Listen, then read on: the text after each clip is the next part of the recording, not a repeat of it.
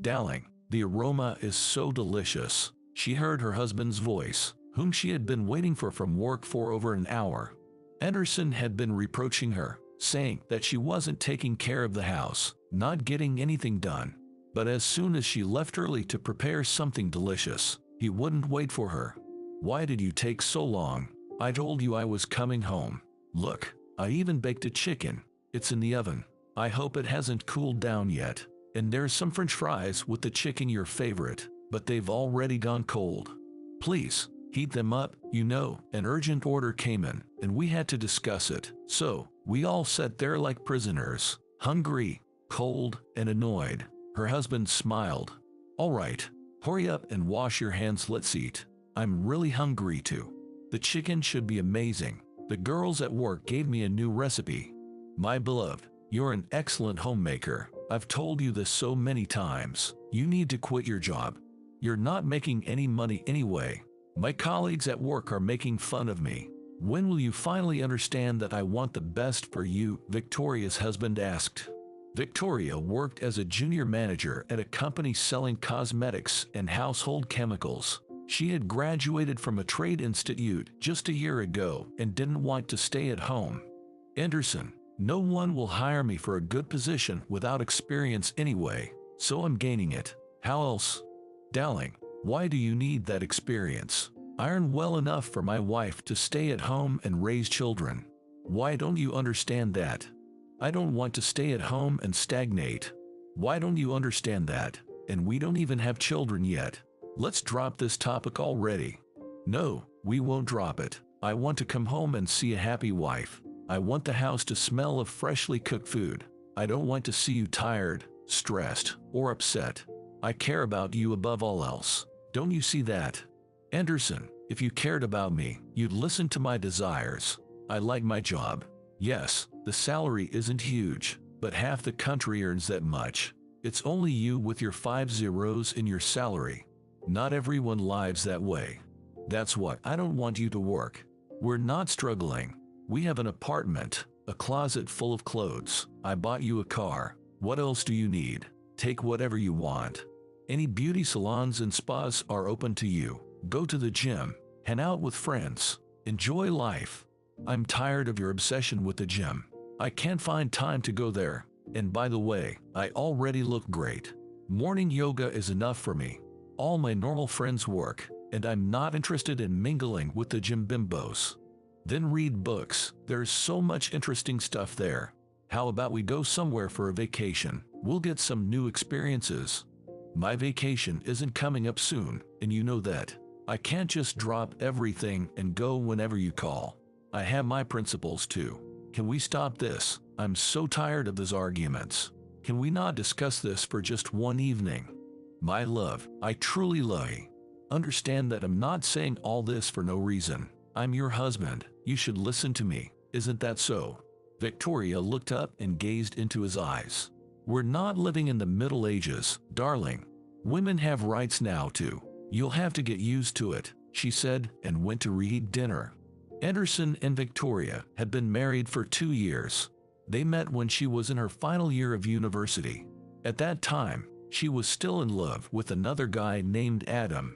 Victoria herself couldn't understand why Adam had left her. Anderson was always there, supporting her when she felt down. Their relationship quickly evolved into something more. Right after graduating from university, Anderson proposed to his beloved girlfriend. Of course, she agreed without hesitation. She didn't even think twice. Where else could she find a husband so tender, understanding, kind, and loving? However, almost immediately after the wedding, Anderson began to change. It seemed subtle, but Victoria could feel it. Pushing aside all doubts, she wanted to believe her husband. She wanted him to be as happy as she was, but something constantly got in the way. When they were dating, Anderson used to say that women should definitely work, especially with higher education. He even promised to help her get a job at their company, even if it wasn't the most prestigious position. But when it came down to it, there were no available positions. "Oh, Victoria, why do you need this job? You're my wife, and I'll give you anything you want," he insisted. But Victoria wasn't that kind of woman. Inside, she was also ambitious and determined. She had so much energy, so many desires and plans. She still found a job, despite her husband's opposition. She secretly felt a bit hurt that he couldn't help her get a job at his own company, but she didn't say anything. What was the point? She managed on her own. When her husband learned that his wife had become an office worker, he wasn't pleased at all. They argued, but in the end, he would always confess his love and say sweet things, confusing his wife. From the outside, it really seemed like he cared about her, but Victoria was sure that it wasn't that simple. At some point, without even realizing it, Victoria began to get used to the constant fights about her job. She didn't like it, but it no longer irritated her as much. Instead, it evoked a sense of guilt, especially when her husband complained about the lack of coziness in their home. "Darling, the floor is sticky. Why didn't you clean it?" "Anderson, I cleaned it yesterday. Did you forget? I just got back from work, just like you. I'll clean it a little later." "See, if you didn't work, you'd have enough time for cleaning. We wouldn't have to live in this mess." In reality, their home was always clean. Things were in their places. Dishes were washed right after meals. No one left things lying around. But Anderson always managed to find something to criticize. A couple of times, Victoria hinted to her husband that if he disliked the dust on the TV or the bedding not being freshly changed within 2 days, he could clean up himself, or they could hire a housekeeper as a last resort. "Sure, let's hire one, but we'll pay her from your salary, all right?" Anderson persisted. In short, arguing with him was pointless. He always found arguments or excuses to silence his wife. Moreover, he often did so tenderly and affectionately. One evening, Anderson simply didn't come home. Victoria waited until 8 o'clock, but then couldn't hold back and called. "Where are you?" she asked when he answered the call. "I'm staying at my friend's place today, and I'll be there until you quit your job." "My wife shouldn't work," he said and hung up.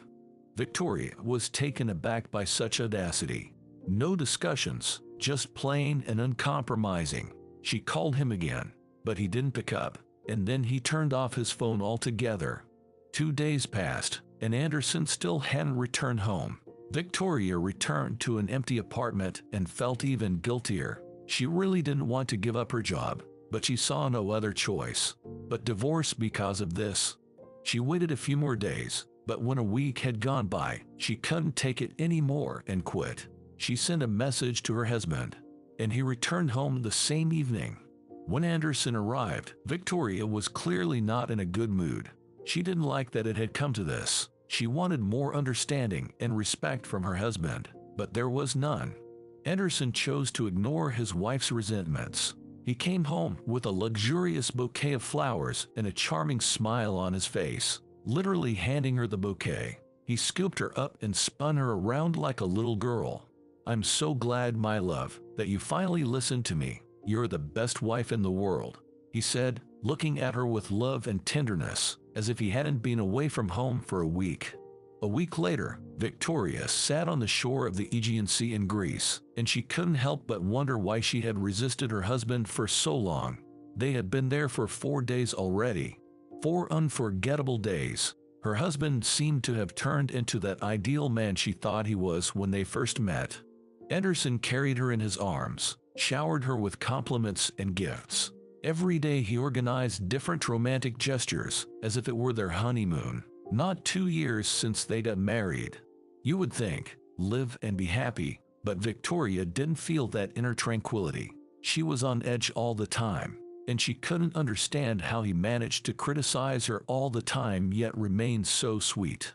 One day on the beach, a beauty with charming curves walked past them. She had a toned bottom and gorgeous legs, defined arms, and abs. Anderson looked admiringly at the girl as she passed by and said to his wife, "See, dear, soon you'll start going to the gym and you'll look just like that, right?" Victoria looked at him with a sense of hurt. Then she glanced at her own body. She was slender and graceful. She herself didn't like those muscular girls like the one they saw, and she definitely had no intention of becoming one. "No way, darling, I'm never going to be like that. If she likes it, Let her work out until she drops. Personally, I believe a woman should be delicate and graceful, she said. Of course you will, sweetheart. You want to be perfect, don't you? You just need to prepare yourself mentally. Anderson joked, kissed her on the lips, and went to take a dip. As soon as they returned from Greece, Anderson handed his wife an envelope with a mysterious look. Inside was a membership pass to the best fitness center in their city. Victoria looked at him and frowned, recalling the incident on the beach. Aren't you happy? Do you realize how much it costs? Many women can only dream of such a gift. And it's all free for you, since you're my wife and I love you very much. You should give it a try, all right? And don't pout, or you'll get wrinkles. Then you'll have to get a spa membership too. Reluctantly, Victoria accepted her husband's gift, although deep down, she felt hurt by how he didn't listen to her desires. A week later, she finally cooled down a bit and decided to go to the fitness center after all. Maybe out of boredom, since spending the whole day just cleaning and cooking wasn't interesting. It turned out there were group yoga classes with a good instructor, as well as a sauna and a pool. Victoria didn't even enter the weightlifting area. She just glimpsed it as she passed by, watching those girls squatting with barbells. She shuddered slightly. She didn't like any of it. When Anderson found out she liked the fitness center, he was thrilled. See, and you didn't want to try it. I do everything for you. Just appreciate it, and we'll always be happy together. A month passed, but he didn't notice any expected changes in his wife's figure. None at all. Darling, do you even go to that fitness center? He asked one day. You know I do. 3 times a week, she calmly replied, but she already sensed that something was brewing. In a month, she managed to adapt and even found a couple of friends who kept her company. It was fun and enjoyable to do something other than household chores. Honey, can you be more specific? Anderson asked more persistently. Sure, I go to the pool, yoga classes, and the sauna. Her husband looked displeased. You do realize I didn't get you that membership just for the pool or sauna, right?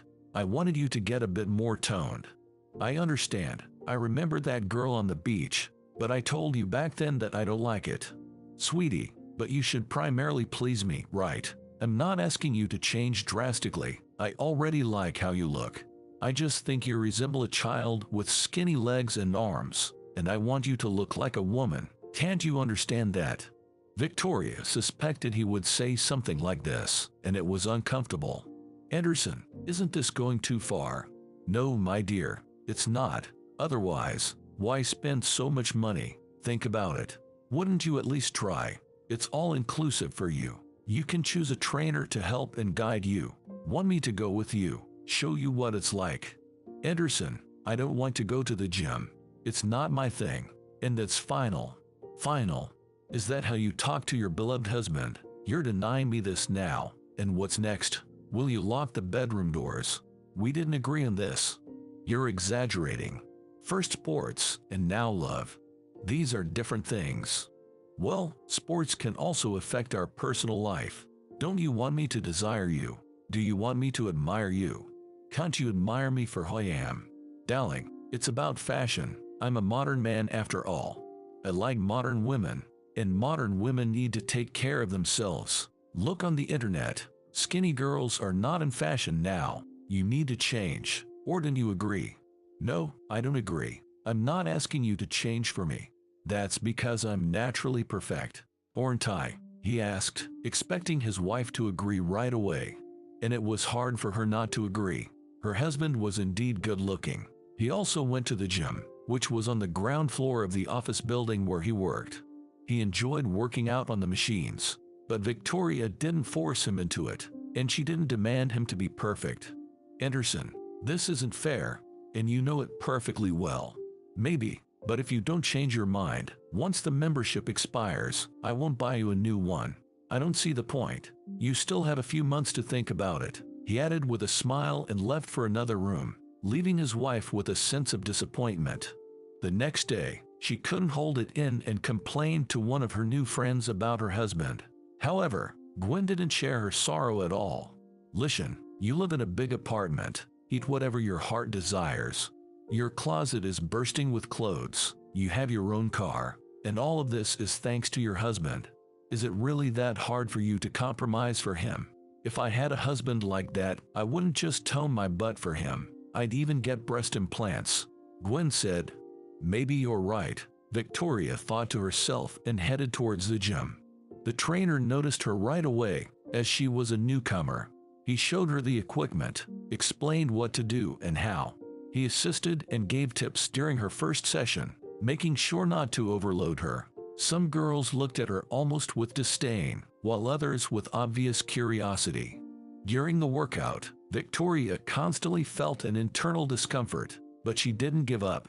In the evening, when her husband returned home, his wife didn't say anything to him, but he was very observant and noticed that her gait had become heavier. "So, did you finally give it a try?"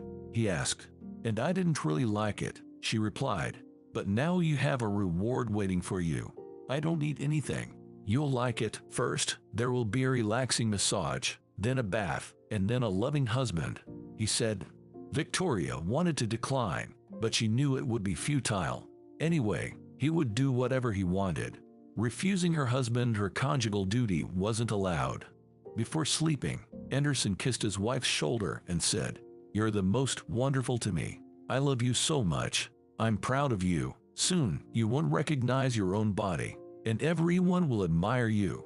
It seemed like he was saying such wonderful things, but instead of feeling joy, Victoria experienced entirely different emotions. 2 weeks had passed. A company party was coming up at Anderson's workplace. He was determined to take his wife along to show off to his friends. "You need a new dress. Get ready. We're going to the mall," he calmly said as Victoria came out of the bathroom. "Why? I have many beautiful dresses. I don't want to go anywhere right now." "You need a beautiful dress, red and form-fitting. I envision you at the party just like that." "Anderson, I definitely don't want that." "Never mind, you'll be the most beautiful one there. Don't even argue with me. Get ready. We're leaving in an hour." In moments like these, Victoria realized that she didn't have much of a choice. She dried her hair, put on makeup, and called her husband when she was ready. "Another 10 minutes, Anderson said, flipping for TV channels. "But I'm already ready." "I'm not ready yet." "But you're not doing anything," his wife protested. "Darling, just 10 more minutes. Head on, we'll get you a new dress soon. Don't worry," he said as if she had asked him an hour ago. Victoria shook her head and went to the kitchen to grab a bite to eat while there was time. She hadn't even taken a single bite when her husband rushed in. "What are you doing?" "I want to eat," she calmly replied. "And how are you going to try on a dress with a full stomach?" "Put down the sandwich. We'll grab a snack somewhere on the way." "Promise." "Of course, let's go. It's time." "But it hasn't been 10 minutes yet." "It's time. Let's go," her husband said coldly and calmly. Victoria obediently left the house and got into the car. Deep down, she hoped that they wouldn't buy exactly the type of dress he wanted. She felt uncomfortable in such outfits, but she was willing to endure one evening of discomfort for his happiness as well. Her hopes were dashed. The dress awaited them in the third boutique, and it fit Victoria perfectly when she tried it on. "You look so beautiful," Anderson said admirably, looking at his wife. "I think a different hairstyle would suit this dress. Let's go get you a bob." "A bob? I don't want short hair, Anderson," his wife protested. "It will suit you so well," he insisted. "Right?" he asked, turning to the saleswoman. The girl smiled and added, "And you need high-heeled shoes to match." "Absolutely." Victoria had medium-length hair, and she liked her hairstyle. Imagining herself with an elongated bob, she pursed her lips. "Anderson, this is getting excessive. I can tie my hair up, and it will be fine. I won't cut it." "Of course you will. Let's not make a scene at the mall. You're a grown woman. Behave accordingly." "Anderson, I won't cut it," his wife insisted. "Let's just go to the salon and ask the stylist if such a hairstyle suits you or not," he suggested. "Okay, let's just ask," his wife agreed, hoping that he would let it go after that. They went downstairs and entered the beauty salon. They were greeted by a lovely girl with a charming smile. "Hello, my wife wants to get an elongated bob." he said and winked at the stylist. "What do you think? Will this hairstyle suit her?" "Hello, my name is Janice," the girl said, approaching Victoria. "By the way, an elongated bob will really suit you. You have a triangular face shape. I'm sure you'll be pleased." Victoria grimaced in displeasure. "Anderson, I don't want to. Let's leave." "We asked." "Janice said it would suit you." "Take a seat and stop arguing with me," he said, pulling his wife's hand. "And then let's go have lunch. You wanted to. Come on, we're just wasting time." After about 40 minutes, Victoria left the salon with her new hairstyle. Just a couple of meters away, she noticed Zara, her friend. "Zara," Victoria called out happily. Her friend turned around and didn't immediately recognize her. "Hey, why did you suddenly decide to get a haircut?" she asked Victoria with a smile. "Don't you like it? It looks good. It's just that you always said you love your curls, so I'm surprised." Anderson decided to join the conversation, approaching them. "Hello. Tell her it looks very good, right?" "Let me guess. Was it your idea?" Zara inquired. "No, of course not. Darling asked for it herself. I can't refuse her in anything." From Victoria's expression, her friend could tell that her husband wasn't being fair, but she decided it was pointless to discuss it now. "Are you home already or what, Victoria? Maybe you'll come shopping with me. I want to buy new shoes." "We were planning to grab a bite to eat. Would you like to join us?" Anderson offered. "How about you let her come with me? I'll feed her a little later myself," Zara interjected. "Are you up for it?" "Can I go with Zara?" she asked with a smile. "Darling, let's do it another time. Even better, you and Brian should come over to our place in the evening. I think it would be great tomorrow." "Yes, I'd love to." "Zara, will you come?" Victoria asked excitedly. Visits from guests were rare, especially her friends. She didn't want to miss out on such an opportunity. Zara agreed and went on with her shopping, while the couple headed home. Or at least Victoria thought they were heading home, but her husband took her to the fitness center. "Just one more week until the corporate event. You need to work out every day. I'll leave you here. I'll be back in a couple of hours," he said and drove away. Victoria felt like she was just a puppet in his hands. How had she ever agreed to this? Now he demanded more and more workouts every day. He had even talked to her trainer once, explaining which muscle groups needed special attention. The next evening, the couple was expecting guests. Zara and Brian arrived on time, but Victoria's preparations weren't quite finished yet. She needed another half an hour to wrap things up. "Are you trying to embarrass me on purpose?" her husband exploded when their guest's car pulled up. "It's not a big deal. Just have a glass of wine while I finish up," she said, hoping to appease him. Victoria felt hurt. It was uncomfortable for her. She had initially planned different dishes, but her husband had changed everything when he found out the dinner menu. She should have started much earlier than planned. That's why she ran out of time. Interestingly, she understood all of this, yet she still felt guilty. Anderson went to welcome the guests. He was charming and polite as usual. He complimented the dress of his wife's friend, admired her hairstyle. He looked at her in such a way that even Brian felt a bit jealous for a moment. Victoria didn't hear any of it. She was still in the kitchen. When Zara came to her, leaving them in to chat, her friend looked distressed. "What's wrong?" "I'm running a bit late." "And is that really a reason to be so upset?" "Let me help you," Zara offered. "No need, there's just a little left to do here." When the table was set, everyone sat down to have dinner. The food turned out to be delicious, but intentionally, Anderson criticized each of her dishes. Zara heard it all and at some point couldn't hold back. "Maybe that's enough. Your wife put in so much effort, and instead of saying thank you, you're criticizing her." "Don't teach me how to talk to my wife, please," Anderson coldly replied.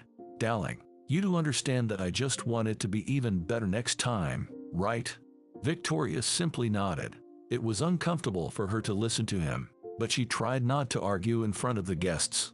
Zara raised her champagne glass and proposed a toast to your family and its future members.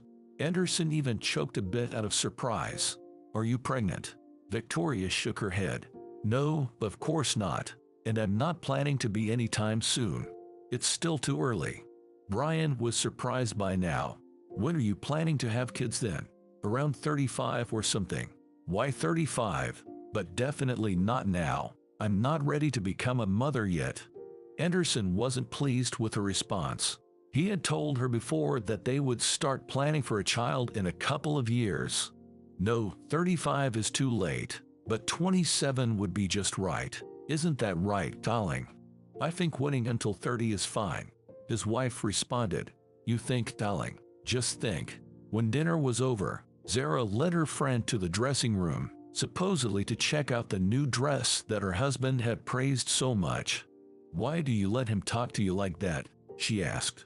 Victoria pondered her friend's question as she put on the new dress for the corporate event. She didn't like how her husband had behaved at the table either. More accurately, she didn't like that he did it in front of their friends. At home, they often had such misunderstandings, but she tried not to pay attention to them.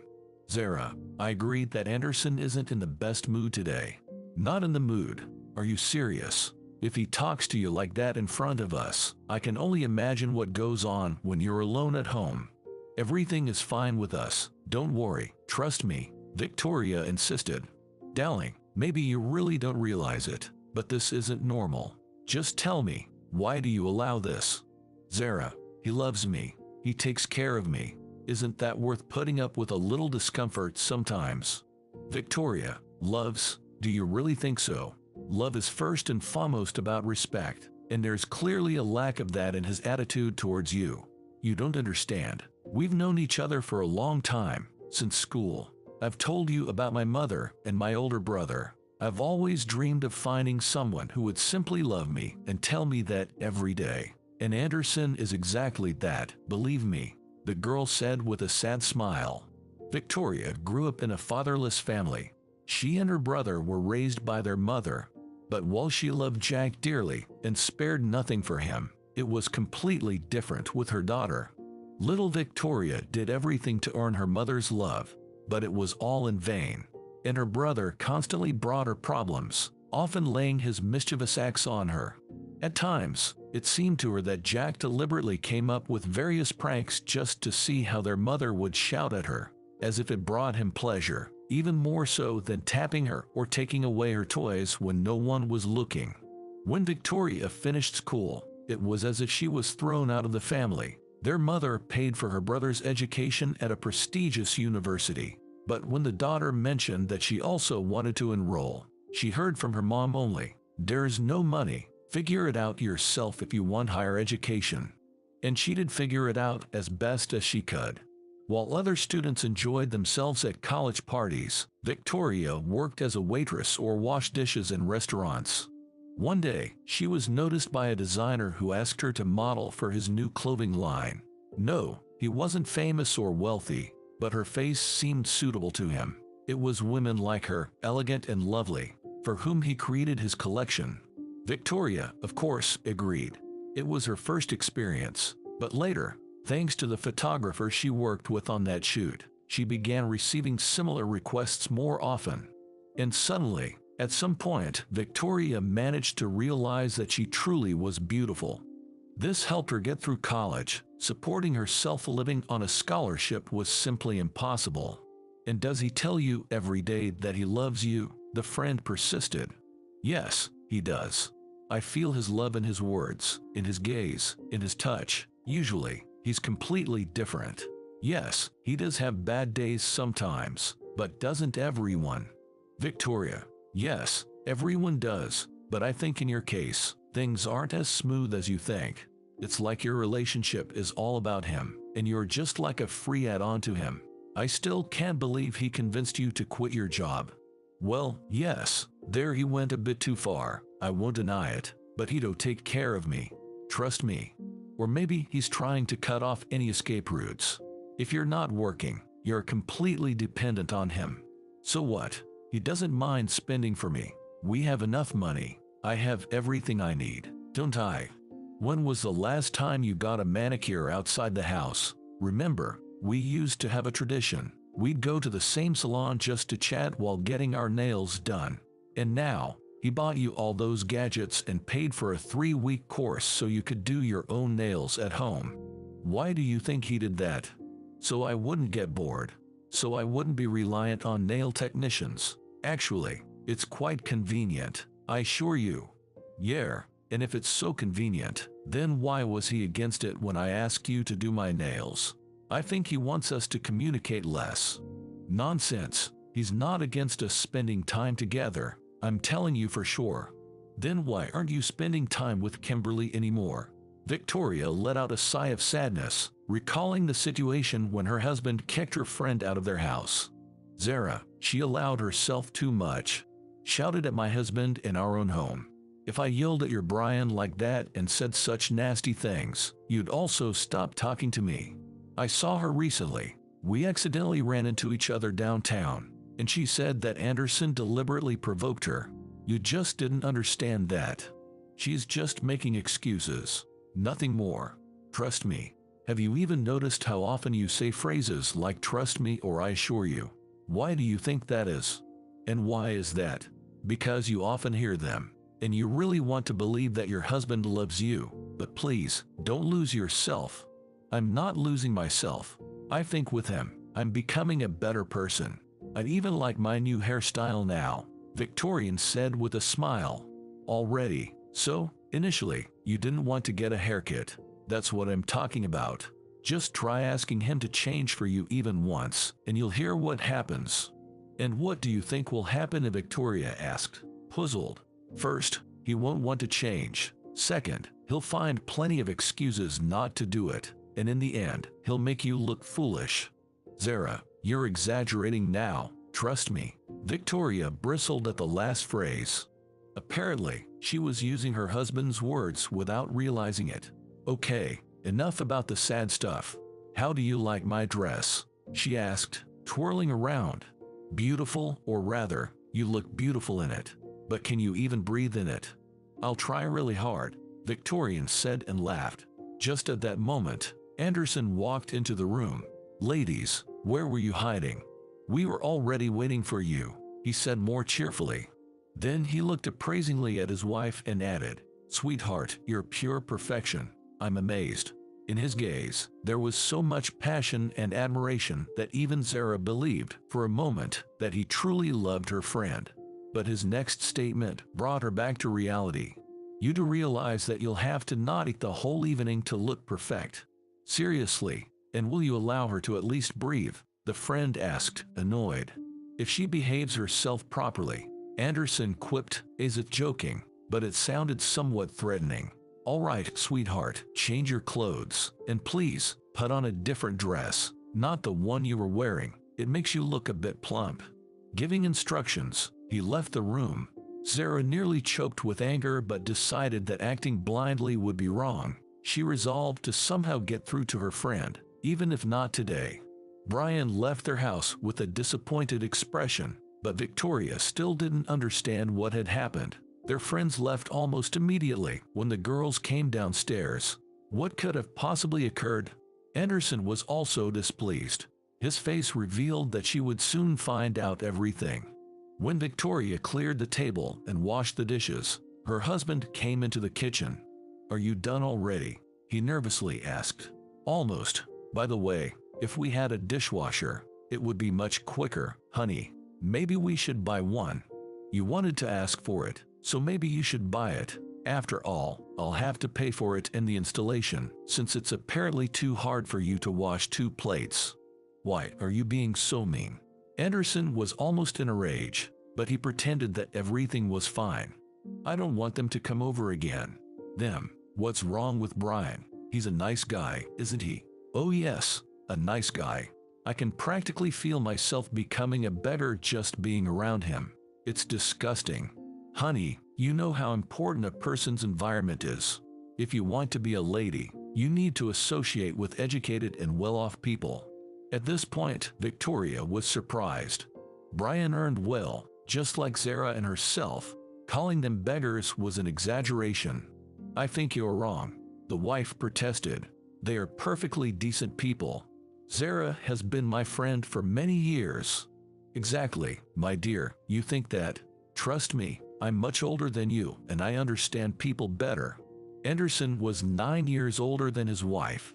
He believed that this truly gave him a significant advantage. Anderson, I know you're older, but I've known Zara since our second year. We've been through a lot together. She's always supported me.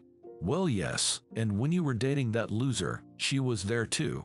Maybe you're so attached to her because of those past memories. Just so you know, I won't tolerate it. If you want to go back to your old life, I won't stop you. Trust me, I know what's best for you. Anderson, let's stop arguing. Zara's eyes, my friend. I love her. Let's just leave it at that. Darling, and I love you. I care about you first and foremost. Can't you understand? Honey, please stop. I'm asking you. If you don't have something specific to say, don't talk badly about her anymore. Anderson lowered his gaze and pondered for a moment, then raised his eyes and looked at his wife. I didn't want to tell you this, but the thing is, she's envious of you. All girls envy each other sometimes. There's nothing wrong with that.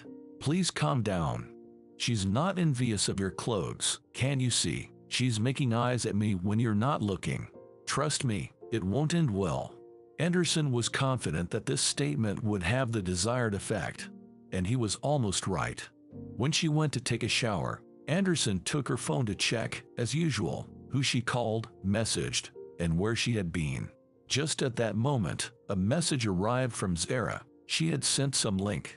Anderson immediately followed the link and landed on an article with a sensational title, Domestic Abuse. He read a bit, smirked, and deleted the message a few seconds later, as if it had never existed. Anderson didn't admit that he had overheard part of their conversation in the dressing room, and he didn't like that at all. A few days passed. The evening of the corporate party arrived. Victoria was all decked out and looked stunning. Perfect, simply perfect. Darling, you're a gift from fate. How lucky I am to have you, Anderson said, gazing at his wife with loving eyes. He purposely came to pick her up from work so she wouldn't have to take a taxi alone. Thank you, dear. I could have made it on my own, his wife calmly said. It's no trouble for me. Okay, can we go now? She asked, anticipating the party. Of course, did you remember everything? He asked, waiting for her nod. Then he added, all right, let's go then. Tonight, you'll outshine everyone. Anderson had several simple rules for his wife. Smile broadly only to women, not men. Don't discuss personal matters with colleagues' wives and girlfriends. Don't drink champagne, only wine. When Victoria entered the restaurant, she immediately noticed the admiring glances of many guests. She looked like Cinderella at a royal ball. Nobody really knew her, but she looked enchanting. Anderson walked beside her and looked just as good as his wife. A prince, no less. Some ladies flirtatiously smiled at him when they greeted. For some reason, Victoria didn't like that much. Most likely, because her husband didn't often, but from time to time, dropped remarks about how popular he was among women. Anderson escorted his wife to their table, pulled her chair out with care, as if she couldn't have sat down without his help. He declined the champagne offered by the waiter and personally poured wine for her. From the outside, he looked like a loving husband who adored his wife. After hearing several compliments directed at Victoria, Anderson was very pleased. He was proud of her, as if she were a newly purchased car. And it's not surprising, considering he had meticulously planned her image. At their table sat only the top management of the company. Conversations were mostly about business and new clients. The wives were bored. That was immediately obvious. At some point, Layla, the wife of their CEO, had enough of it. Ladies, let's move closer. I'm quite tired of these conversations. Or shall we go dance? As soon as the bait was thrown, guests began to rearrange themselves at the table. The men moved closer to each other, and the women moved to the other end of the table to boast and chat about their feminine matters. Victoria made a slight movement to switch to the women's side, but Anderson thoughtfully placed his hand on her knee. She gave him a pleading look, but he didn't remove his hand. She had to continue listening to the dull men's talk about work. In reality, the conversations weren't as dull as she thought. It was just that she wasn't allowed to join in, even though she had things to say. Her husband had warned her about that in advance. Even if they ask you something, which is unlikely, you should respond with something like, "It's better to ask my husband. He's more knowledgeable about the company's affairs than I am." Got it?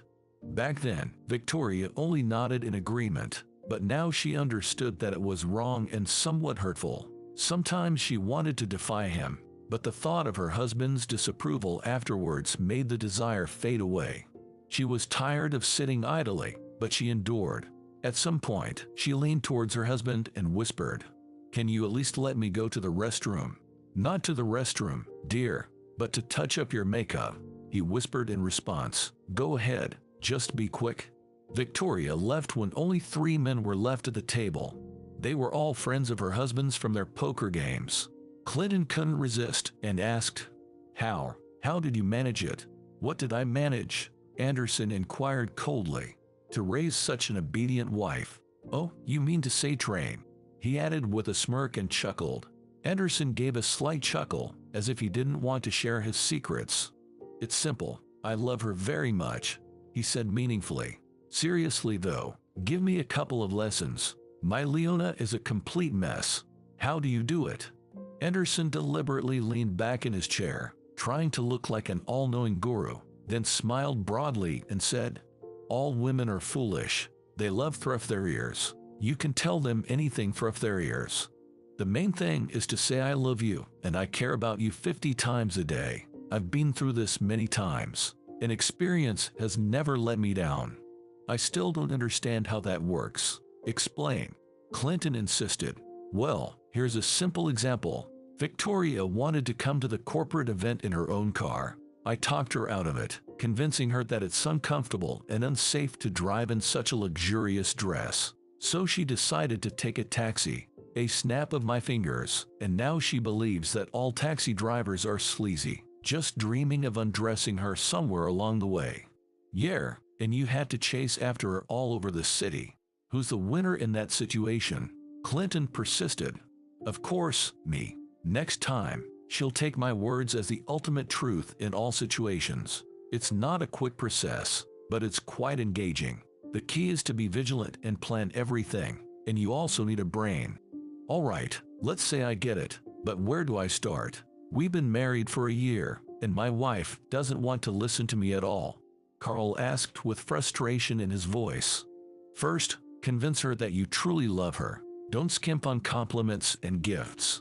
Let her think you're completely under her control. That's when you'll be able to subdue her will and reason." Carl shook his head. He couldn't believe this would work with his wife. Or maybe he just didn't have enough patience for it.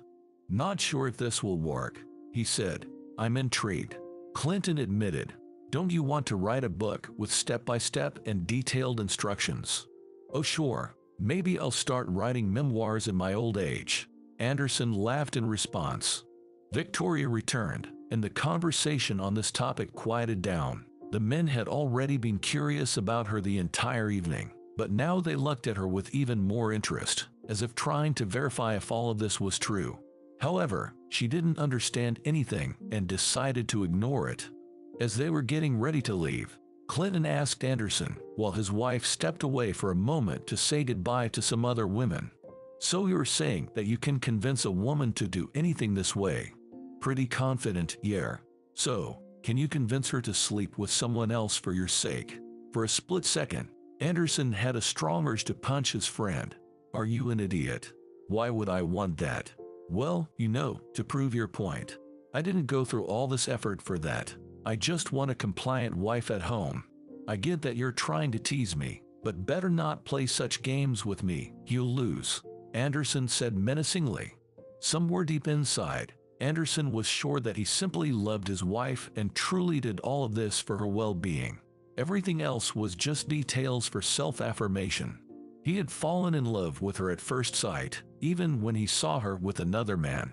He had already decided back then that Victoria would be his, and nothing would stop him. He had succeeded beyond measure in his plan, and he believed he had executed it perfectly.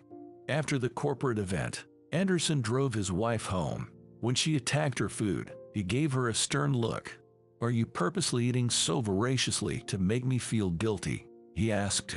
"What? I'm hungry." The dress can finally come official all evening. I've been dreaming of a sandwich, she said. You'd better dream of how you'll thank your husband for this wonderful evening, he said with a mysterious smile. I won't feel grateful until I eat. No gratitude without food, Victoria flirtatiously replied and took another bite. On the weekend, Anderson decided to treat his wife and take her to a hotel outside the city. Beautiful nature, a pool, a spa, Italian cuisine, and a horse riding club. She loved all of that. He had booked the room in advance but informed her about the trip at the last moment, as usual. She wasn't against it, although she wasn't as thrilled as he expected. When they arrived, Victoria was already in a sour mood. However, seeing the hotel and its surroundings, she felt somewhat calmer. It was really beautiful and quiet here. The couple dropped their things off in the room and went down to the restaurant for a bite to eat. Victoria was sitting at the table, waiting for her husband to return from the restroom when she noticed a familiar face among the other guests. She wasn't pleased at all, as it was her brother, whom she hadn't seen in many years. Jack also noticed her and got up to greet her. When Victoria saw this, she wanted to flee to the other side of the world just to escape. Seeing him approaching, a mixture of resentment and fear grew within her. Hey there, sis, her brother said with a sweet smile. You haven't aged at all. Hello, she replied curtly, burying her nose in the menu, hoping her husband would show up any moment now. And it did happen that way. Anderson spotted the stranger near his wife and quickened his pace. Catching up to him, he politely inquired, "Can I help you?" "And who are you?" Jack retorted. "I'm this lovely lady's husband. And who might you be?"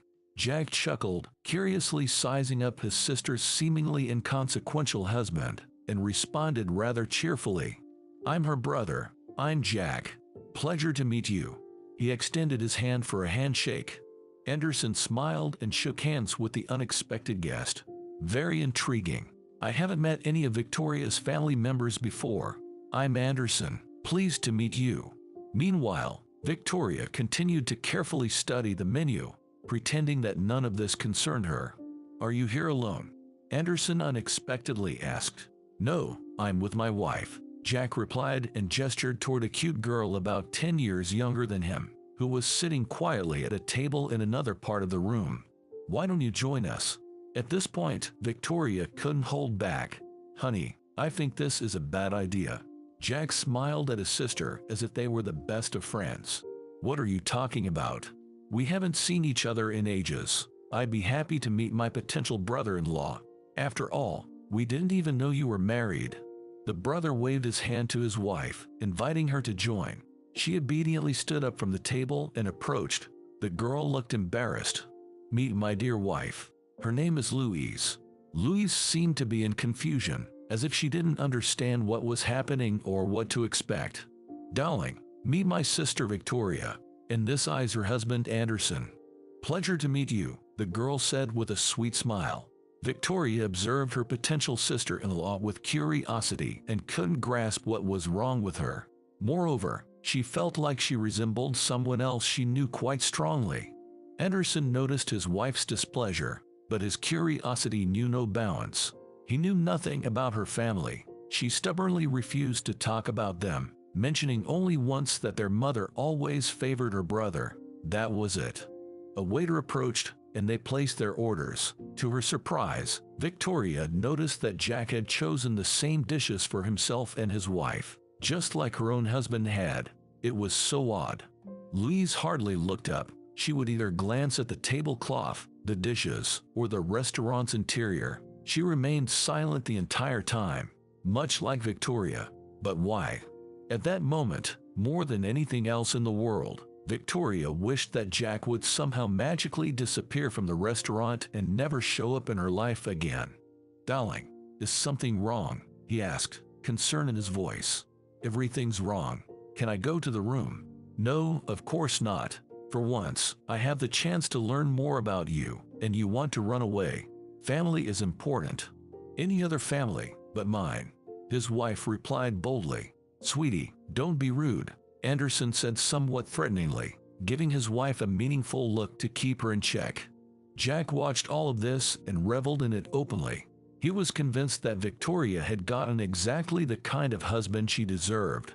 Victoria looked at her husband and brother, struggling to understand why it felt like they had some similarities.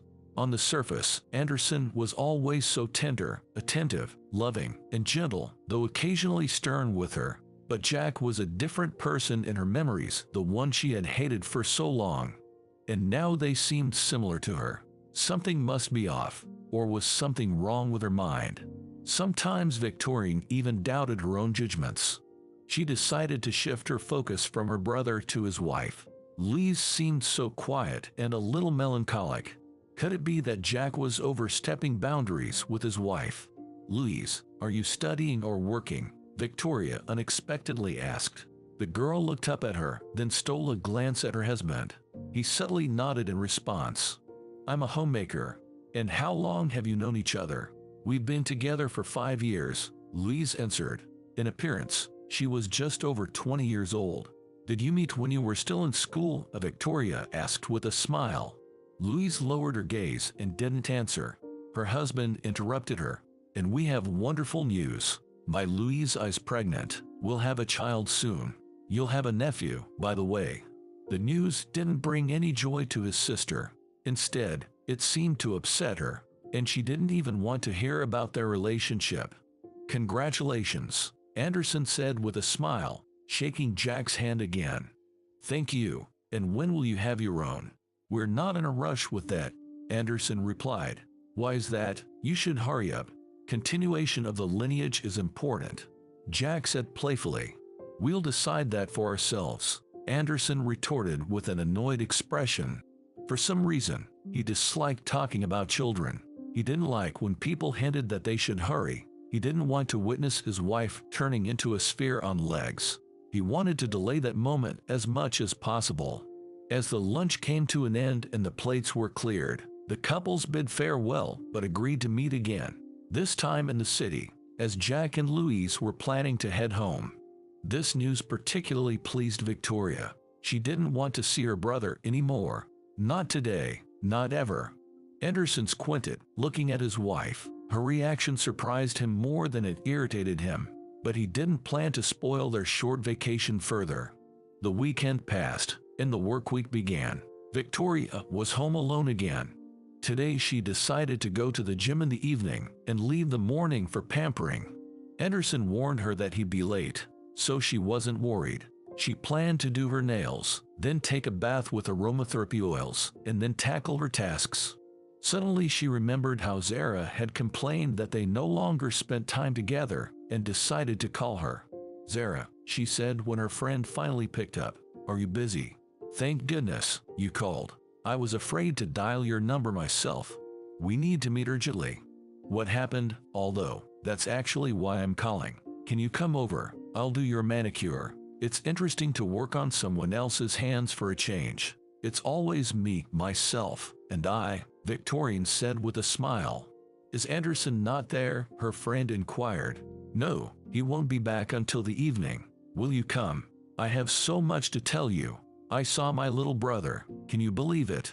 "I'll be there in 15 minutes, Zara said and hung up. Victoria couldn't understand why her friend was so upset, but she figured that if Zara spoke about it, she might feel better. She went to prepare the table where she usually did her nails, so everything would be ready by the time her friend arrived. Zara didn't keep her waiting for long. At first, she wanted to spill everything right away, but upon hearing about her brother, she decided to hold off a bit and find out what had happened with them. "Hello, dear," Victoria greeted her friend with a smile. "Hey, my dearest.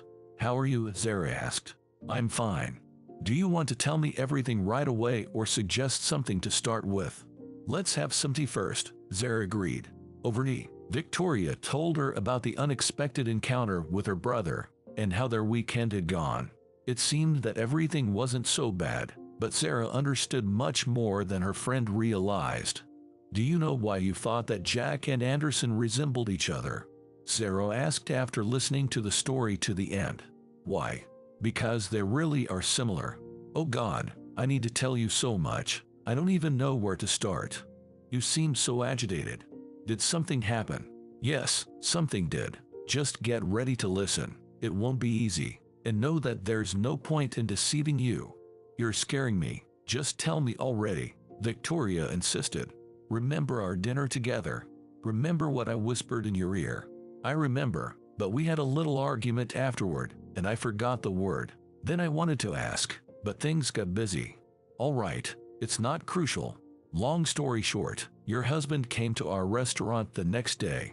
At first, he confronted me. He said that I was filling your head with empty nonsense. He said he no longer wanted our friendship. He ordered me, yes, dear, he ordered me not to show up at your house anymore, not to call or message you. Can you imagine? I can't believe it. This can't be true.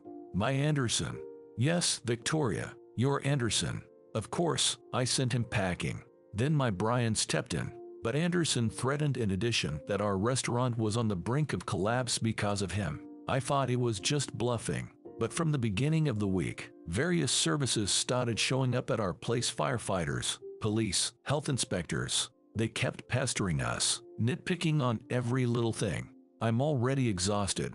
Brian is furious. He also thinks that Anderson orchestrated this and unleashed everyone on us. But why? And how, Zara? Are you sure you're not confusing things? I can't believe any of this. Well, I understand your skepticism, but your Anderson is an abuser. Here, read this. Zara offered and handed over her phone. Victoria tentatively took Zara's smartphone in her hands and saw the very article about domestic abuse. She read it slowly, pondering over various phrases, and when she finished, she looked at her friend with a frightened expression. Zara, so you mean he doesn't love me? Is all of this untrue? She asked. Oh my God, Victoria, there's no love in this at all. You just caught his eye, like a beautiful painting or a porcelain figurine at a market, and he bought you. That's why he made you quit your job. That's why he fought with Kimberly, and now he's trying to quarrel with me. Do you know why he reminded you of your brother? Because he's just as much of a tyrant as he was in your childhood. You just don't notice it. You've become a puppet in his hands. He plays with you like a toy. He chooses your clothes, your haircut. He even made you go to the gym based on his whim. Remember Louise? Remember her? Well, that's going to be you in 3 years. You'll be sitting at the table, afraid to open your mouth too much. Think about it. Victoria sat there, her face full of shock. Her friend felt sorry for her, but she couldn't find other words to open her eyes. They simply didn't exist. When Anderson sent inspectors to their restaurant, Zara herself was doubtful for a while. She thought maybe it was just a coincidence, but the last inspector clearly hinted that it wasn't just a random occurrence. They had crossed someone's path. Is that why you didn't call me for so many days? Victoria asked. I was afraid that your Anderson would find out, and it would get worse. He even checks your phone. How do you know? Because I sent you that article that very evening, and the next morning I checked your phone. You didn't respond at all, even though you were online the night before. Did you see my messages? No, definitely not. Oh God, what a nightmare. What do I do now? Run away from him, and that's not all. I found out something about your Adam. Do you remember him? Victoria remembered Adam very well. She had been in love with him once. They even planned to get married after finishing college, but then he left her without an explanation. Later, he disappeared from her life altogether. It was around that time that Anderson came into her life, so caring and attentive.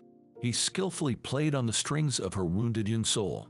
Remembering his words now, she began to realize that none of it was by chance. But recalling the past was difficult. Her life before marriage seemed like a fog, and even after marriage, too. Just don't tell me that he left me because of Anderson, she said, her eyes wide with horror. When your Anderson came to us and threatened us, he mentioned quite ambiguously how easily he gets rid of your friends and lovers. I didn't understand it back then. I had already forgotten about Adam, but I remembered the next evening. I did some research. Did you know he was expelled from college? What? How could that have happened? Victoria asked in confusion. The dean himself expelled him. I decided to dig further. At that time, he had a student secretary. She was in our class. I found out her name and found her on social media. After a brief conversation, she remembered who Adam was and why he was expelled. She said the dean clearly received a bribe, a pretty large sum at that. Within a week, he upgraded his car, sold the old one, and got a much better new one. Although according to her, he had been complaining about not having enough money before that. What a nightmare. Poor Adam. I had no idea. But why didn't he come and tell me everything? He probably didn't have the chance. The day after they signed the order for his expulsion, the military draft office showed up at his place. They took him away right from the dorm. His parents only found out a week later that their son had been taken into the army. But he could have called me, her friend said with desperation in her voice. He could have, but think back to those days. How soon did you get your new phone? It took about 2 weeks after you started dating Anderson. He supposedly accidentally drowned it and then bought a new one to make up for it, and a new SIM card. And you're not much of a social media user, if you remember. How would he have found you? Although I wouldn't be surprised if Anderson was already monitoring your phone and cleaning up your messages back then. And Adam didn't call you. We didn't communicate much back then. He probably didn't even have my number. In short, this is still not all. What a nightmare. I'm already scared to hear more. All right, sweetheart, take my hands. Take a few deep breaths. Zara continued her story after waiting for her friend to calm down a bit. So, when he was supposed to go home, about a week before that, they sent him to chop wood in the forest, as if by accident. A tree fell on him there. He broke both legs. He spent a long time in the hospital, and then they sent him home to his mother, all broken. He came back home. He's still recovering. Victoria turned even paler.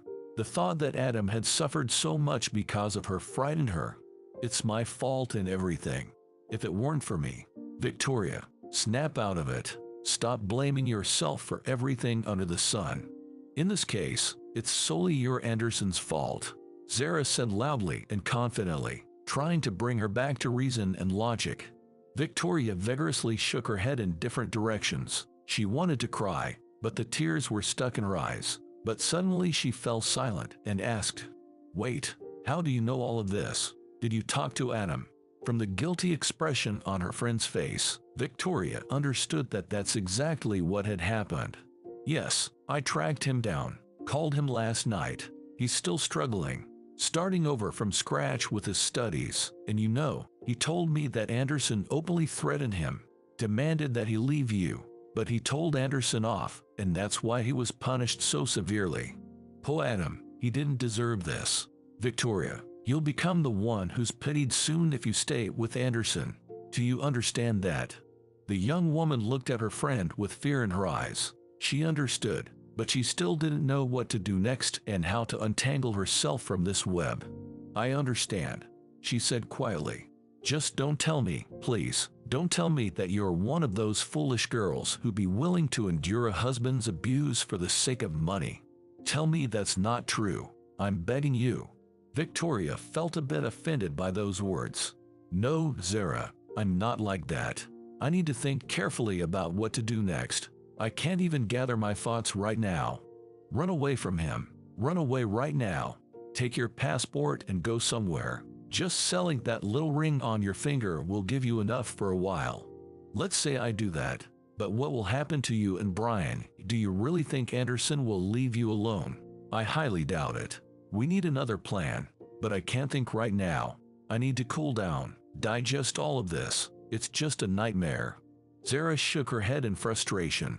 She was afraid that if Victoria didn't escape right now, things would only get worse. But suddenly her friend looked up and gave her a strange look. In her eyes, there was a sort of crazed glint, as if she had gone mad from everything she had learned. "Darling, are you okay?" Zara asked, sounding concerned. "Yes, I'll be fine, I promise you, and I'll try to make sure Anderson leaves you alone. I haven't figured out exactly how yet. Well, to be precise, I haven't fully pieced the puzzle together in my mind, but I will come up with something. I've already found starting points. Almost found them." "You're scaring me a little. What are you planning?" "Just don't pick up anything heavy. You could get in trouble for that," Zara said, fearing that Victoria might have decided to harm her husband. "No, absolutely not. I'm not that foolish, and I don't want to end up in jail. But you see, I won't forgive myself if I leave everything as it is. I need time to really think it through. Victoria didn't look great, but there was something in her eyes that made Zara believe her.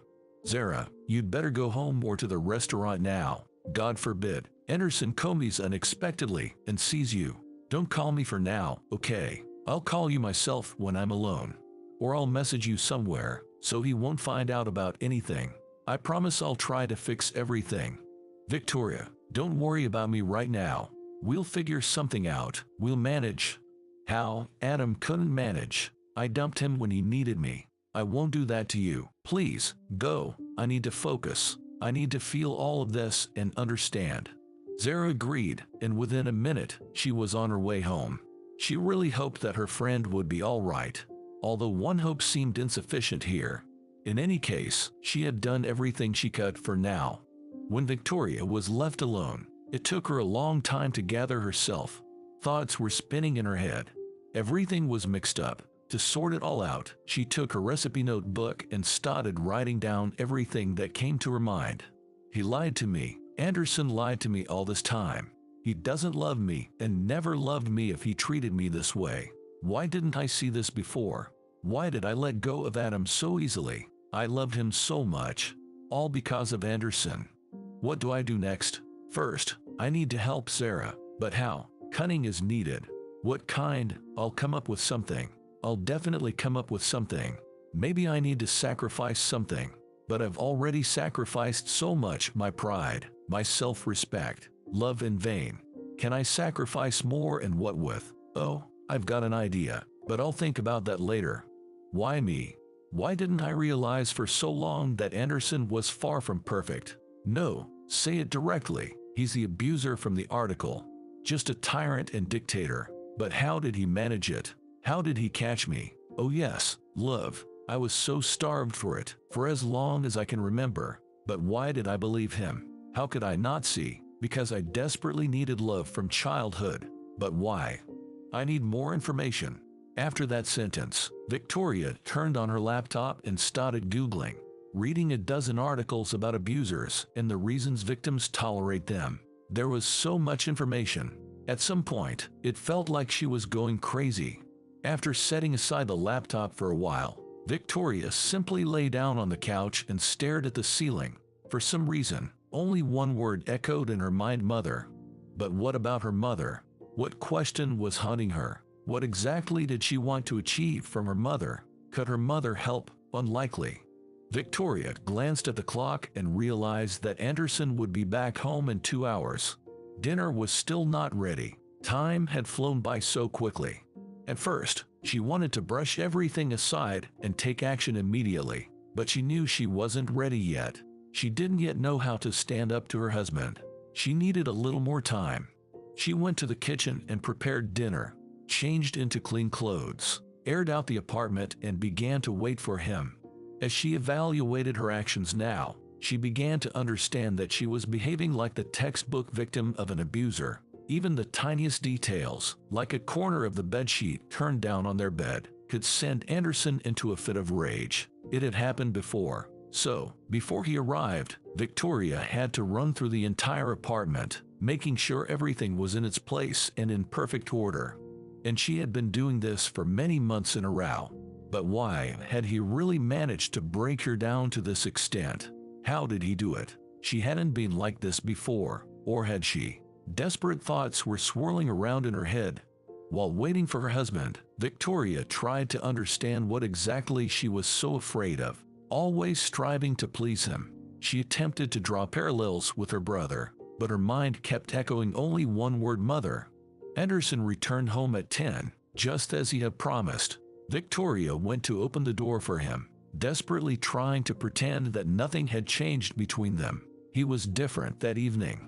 The day before, Anderson had decided to have drinks with his friends, who were also his business partners, Clinton and Carl.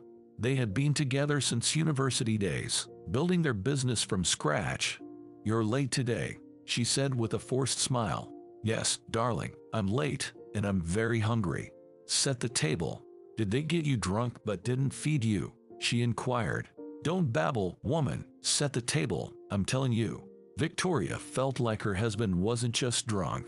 It seemed he had taken something else or smoked something, considering how intensely he craved food. She obediently went to the kitchen and prepared everything exactly as he liked. Every plate had to be in its place, just like other objects. It took her a while to learn her husband's quirks. In the past, it had caused many disagreements. As she set the table, Victoria reminisced about all of this, but with entirely different emotions now. Before, her blind love for her husband and the desire to be his beloved had driven her actions. But now, so much had changed. When Anderson entered the kitchen, he seemed slightly calmer. After surveying the table, he smiled contentedly and sat down to eat. Bon appetit, Victoria said and was about to leave the kitchen. Wait, where are you going? Aren't you going to eat? He asked. I've already eaten. I told you, you're late today. She lied, unable to think about food today. By the way, I've been solving problems that arose because of my beloved wifey, Anderson exclaimed indignantly. Victoria became intrigued by this statement. At first, she hesitated to ask, but curiosity overpowered her. What kind of problems, darling? No need to clutter your lovely little head with them. I've already sorted everything out. The issue is resolved. From his tone and expression, Victoria deduced that he was talking about Zara and Brian. She couldn't afford to delay. Anderson, I talked to Zara today, she cautiously began. He almost choked upon hearing this. Why did you talk to her? Weren't we supposed to be done with those pitiful little people? He practically yelled. For a moment, Victoria was frightened, but then she gathered herself. Anderson, she told me everything. What did she tell you? He asked with a predatory grin. She told me that you had sent inspectors to their restaurant. And so what? Are you not satisfied? I'm trying for us. How else was I supposed to get rid of that trash around my beloved wifey? Anderson, can you stop? If I promise that I won't talk to Zara anymore, will you stop? She asked with hope in her voice. Anderson let out a satisfied chuckle. He didn't expect her to weaken her stance so quickly. The first friend had been more difficult. He had spent several weeks trying to distance her from his wife. Fine, but where are the guarantees? Isn't my word enough for you? What guarantees do you need? You'll delete her phone number, block her on all messengers and social media. Do we have a deal? I agree with everything. Just don't harm them. Please, she pleaded. No problem. I don't care about them. You're the only one who matters to me, darling. Don't you understand that? Come here, I'll hug you. You've pleased me a lot. Victoria obediently walked over and settled onto his lap. He kissed her neck and smelled her hair. He did that often. He enjoyed it. Anderson, please cancel everything right now. I'm begging you. Bring me the phone. He commanded, and in a flash, Victoria rushed to the bedroom and brought it to him. Anderson dialed Clinton's number and put the call on speaker. When the ringing stopped and Clinton answered, he said, Clinton, it's all canceled. You mean the restaurant? Are you serious? The fun is just beginning. Clinton, I repeat. He said more sternly, it's all canceled. All right, as you say. Are you sure? I'm sure. Cancel everything right now. Fine. Goodbye. Clinton said discontentedly and hung up. Victoria hoped that he wouldn't dare defy her husband. And why would he even need to? While her husband turned away, Victoria smiled in relief. She managed to avert one disaster. Her phone was in her pocket. She took it out and, as promised, removed her friend from her life as if she had never existed. He even made her delete the photos with her, erasing all traces. But Victoria was prepared to do that. This was the necessary sacrifice, at least for now.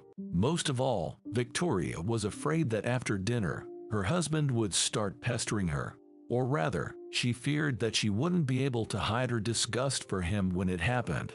To her relief, after dinner, Anderson barely made it to the bed and fell asleep as soon as his head touched the pillow. Watching him sleep peacefully, horrifying thoughts entered Victoria's mind, thoughts that made her feel ashamed and terrified. Most of all, she feared that if push came to shove, she might turn her thoughts into real actions. The next morning, Anderson woke up as if nothing had happened. as if they had been discussing a future celebration yesterday and not the loss of her best friend. Now Victoria could clearly see who stood before her, but strangely, she didn't feel fear, at least not for herself. When her husband left for work, Victoria turned on her laptop again. She couldn't figure out what to do next. Simply run away. No, that was definitely not an option. It was too early. She decided to read a few more articles about abuse, but when she entered the search query, the first thing she saw was a browser ad. Psychologist. First consultation free. That was exactly what she desperately needed right now. Madeline's office, the psychologist, was located nearby, not far from her fitness center. In the adjacent building, Victoria made the call and arranged a meeting. To her great joy, Madeline agreed to see her the same day. Dressed as if she were heading to a workout, she drove there. On the way, she called her husband as usual and reported her movements. To keep him from worrying, that's how he used to justify his desire to control her every step before. For now, she couldn't refuse the rules of the game he had initiated. Victoria knew that for the next 2 hours, her husband wouldn't bother her. After all, she never took her phone to the gym. She also knew that sometimes he tracked her movements through a certain app on his smartphone, so everything had to be crystal clear. She entered the fitness center, left her things in the locker room, and then discreetly exited through the back entrance. She knew where he was. Victoria knocked on Madeline's office door almost on the dot. She had only an hour to find at least some answers to her questions, and she had quite a few of them. The room was dimly lit. The blinds shielded them from the outside world. Only a small floor lamp illuminated the space. After a quick glance around, Victoria mustered the courage to start the conversation. "Madeline, I have a problem. Or rather, I'm in trouble. My husband is a true abuser. I only realized this recently, and I need your help." "Victoria, why did you conclude that your husband is an abuser, and what do you understand by that term?" she asked. "Madeline, I fully understand that you might doubt my words and convictions, but we only have an hour. I really need your help. I promise I'll sign up for therapy with you. I need it, but right now, I need you to answer a few of my questions. Are you willing?" The psychologist understood that it would be better to indulge the young woman for now, in order to secure a solid client in the future. After all, issues of abuse aren't easily resolved. Therapy can last for months or even years. "All right, just try to formulate your questions correctly, and I'll do my best to answer them." In a very concise manner, without delving into unnecessary details, Victoria recounted her mother and brother's situation. She spoke about how she longed for her mother's love in her childhood, how desperately she tried to earn it. The narrative smoothly shifted to her tyrant of a husband. She described her behavior so the specialist could understand that she wasn't mistaken. She managed to cover it all in 20 minutes. She was even surprised herself by how skillfully she was able to articulate her thoughts. "So, here are my questions. How can I break free from emotional dependency? What should I do?" A straightforward method. That's the first one. The second, how do I learn to stand up to him? And the third, how do I leave without my close friend suffering? "All right, I'll try to help you, but you must listen carefully and not interrupt me." "Agreed." Of course, Victoria agreed to listen and absorb every word. She nodded obediently, anticipating that she would finally find out what to do next. Madeline paused for about a minute. She needed to collect her thoughts too. The situation was delicate. Your first question, emotional dependency. Before you can overcome it, you need to understand which specific emotions he's feeding off of in you. Once you figure that out, you'll be able to resist it. Usually, it's fear or guilt, but in your case, it's more likely guilt. And he's been fueling your vulnerability with his claims of genuine love. Victoria nodded. She had already managed to deduce that much about love and manipulation. Your second question stems from the first, standing up to him. This one's trickier. You see, people often become entwined with abusers unconsciously, but there are specific reasons hidden in their subconscious mind. It's like an unfinished movie, an inadequately developed trauma script. In your case, it's your relationship with your mother. She adeptly manipulated you, it seems, during your childhood, using the same tool, the feeling of guilt. Perhaps you fell for your husband precisely because you couldn't resolve the emotions you had towards your mother. And I fear that before you can stand up to your husband, you need to address the issue with your mother. It's harder than it seems. Can I ask a question? Not for now. We agreed on that. But you'll have more questions later. There's time. Madeline responded politely, then continued. The third question is the most challenging. How to leave. If you want to escape him with minimal losses, I'm afraid you need an ace up your sleeve. People like your husband understand only strength and power. He won't just let you go easily. But if you find a way to diminish his fervor, you can not only leave without losses, but also gain an advantage from it. Madeline sighed deeply, carefully studying the young woman sitting in front of her. There was hope in her eyes. Now you can ask your questions. Victoria pondered. She needed to phrase everything correctly. How can I address the issue with my mother? Cognitive therapy works well for that. I practice it and can help. But it's not a quick process. Madeline, you seem to have misunderstood me. I'm willing to work with you. I'll have to piece myself back together anyway, but a bit later. Right now, I need decisive measures. Do you understand? Victoria, I'm afraid it might get worse if you act abruptly and without careful thought. I'm willing to try. Please, give me a starting point, she pleaded. Madeline shook her head disapprovingly. She didn't endorse such methods, but you need to meet your mother and straightforwardly ask her why she didn't love you all these years. Her answer will likely be unpleasant. It might hurt and be offensive, but upon hearing the response, you must draw certain conclusions for yourself. What conclusions? I don't know yet. I've never met your mother, and I don't know the reason for her lack of love for her own daughter. Do you understand? But I'll ask you, if you go and talk to her face to face, call me afterward if you need to discuss it, or come by. I'm afraid it's more complex than you might imagine. She thanked the psychologist for the answers and promised that she would call soon and sign up for therapy. And she wasn't lying. She genuinely wanted to understand everything thoroughly so that she would never encounter someone like Anderson again in her life. As a final request, Victoria asked, "Excuse me, but could I use your phone for just a few seconds?" Madeline was surprised by such a request, but she didn't object. While Victoria had deleted Zara's number, she hadn't forgotten it. She knew the emergency numbers by heart. Even Adam's number was still in her memory. "Hello, Zara, it's me. Victoria, whose number is this?" "It doesn't matter. I might need your help soon. Also, I think I've resolved the issue with your business, but I promised Anderson that we won't communicate anymore. Never. Don't call me. I'll find a way to reach out." "Oh my God. Are you okay?"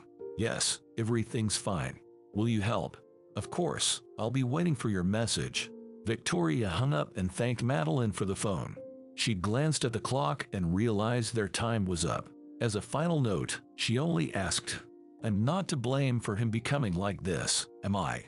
"No, Victoria. He was like this before he met you. You're not to blame for anything."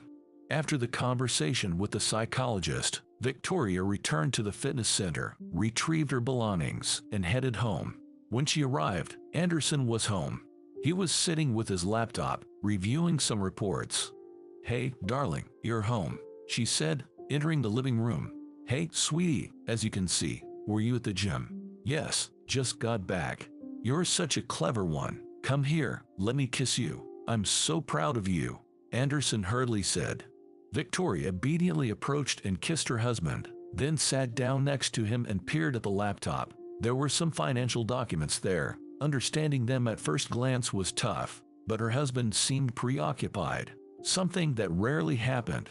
"Don't peek," he said sharply, pushing the laptop away.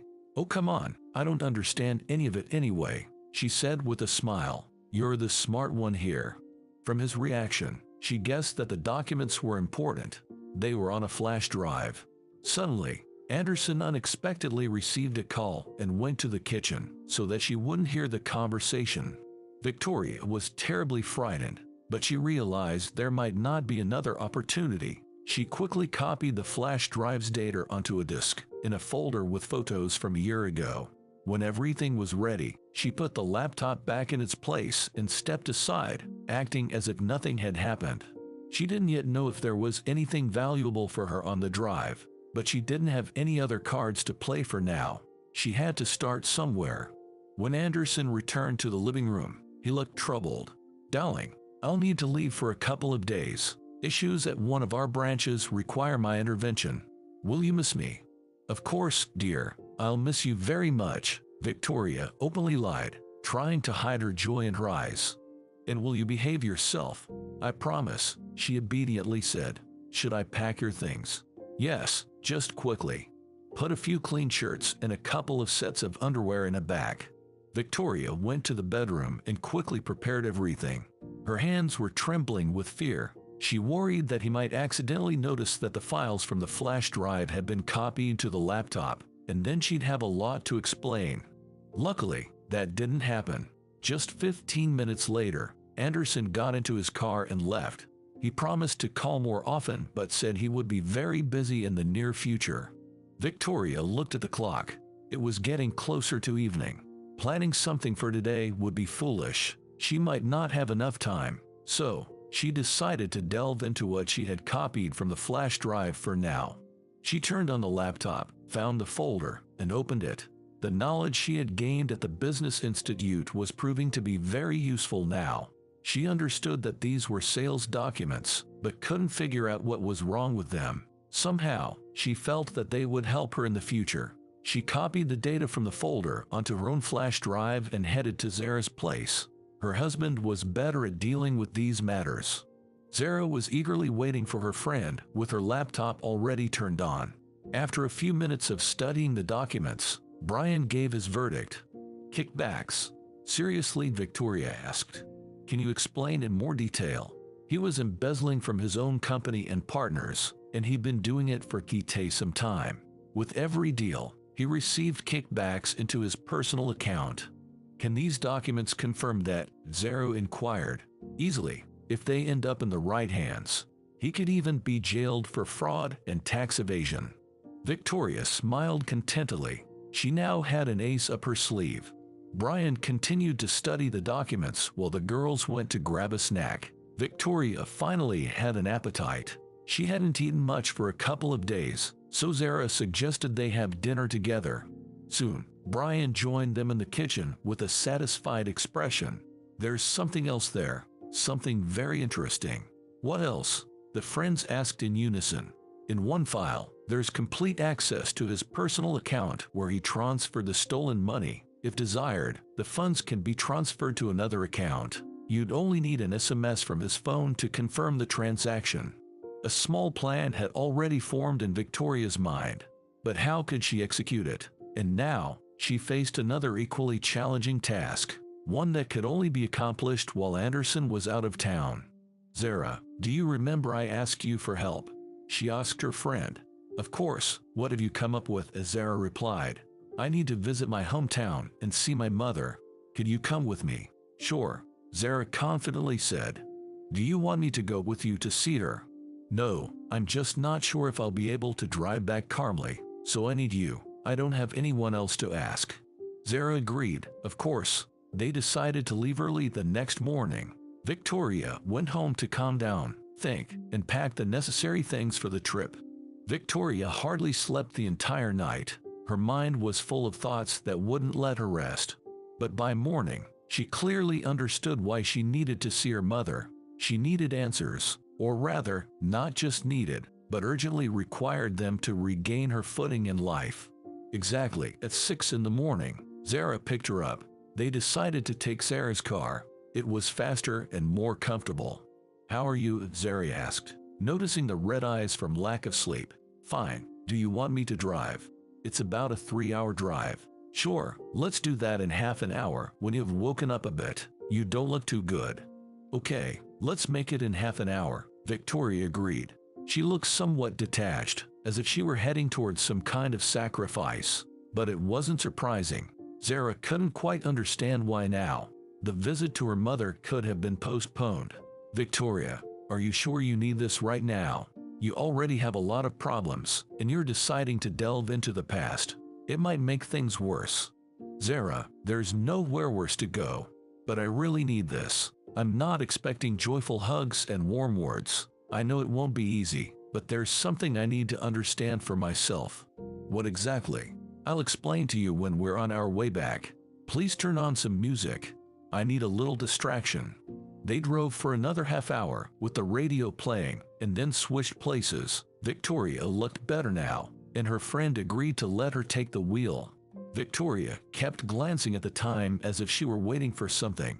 Why do you keep looking at your watch? Zari asked. At 7:30, Anderson will call.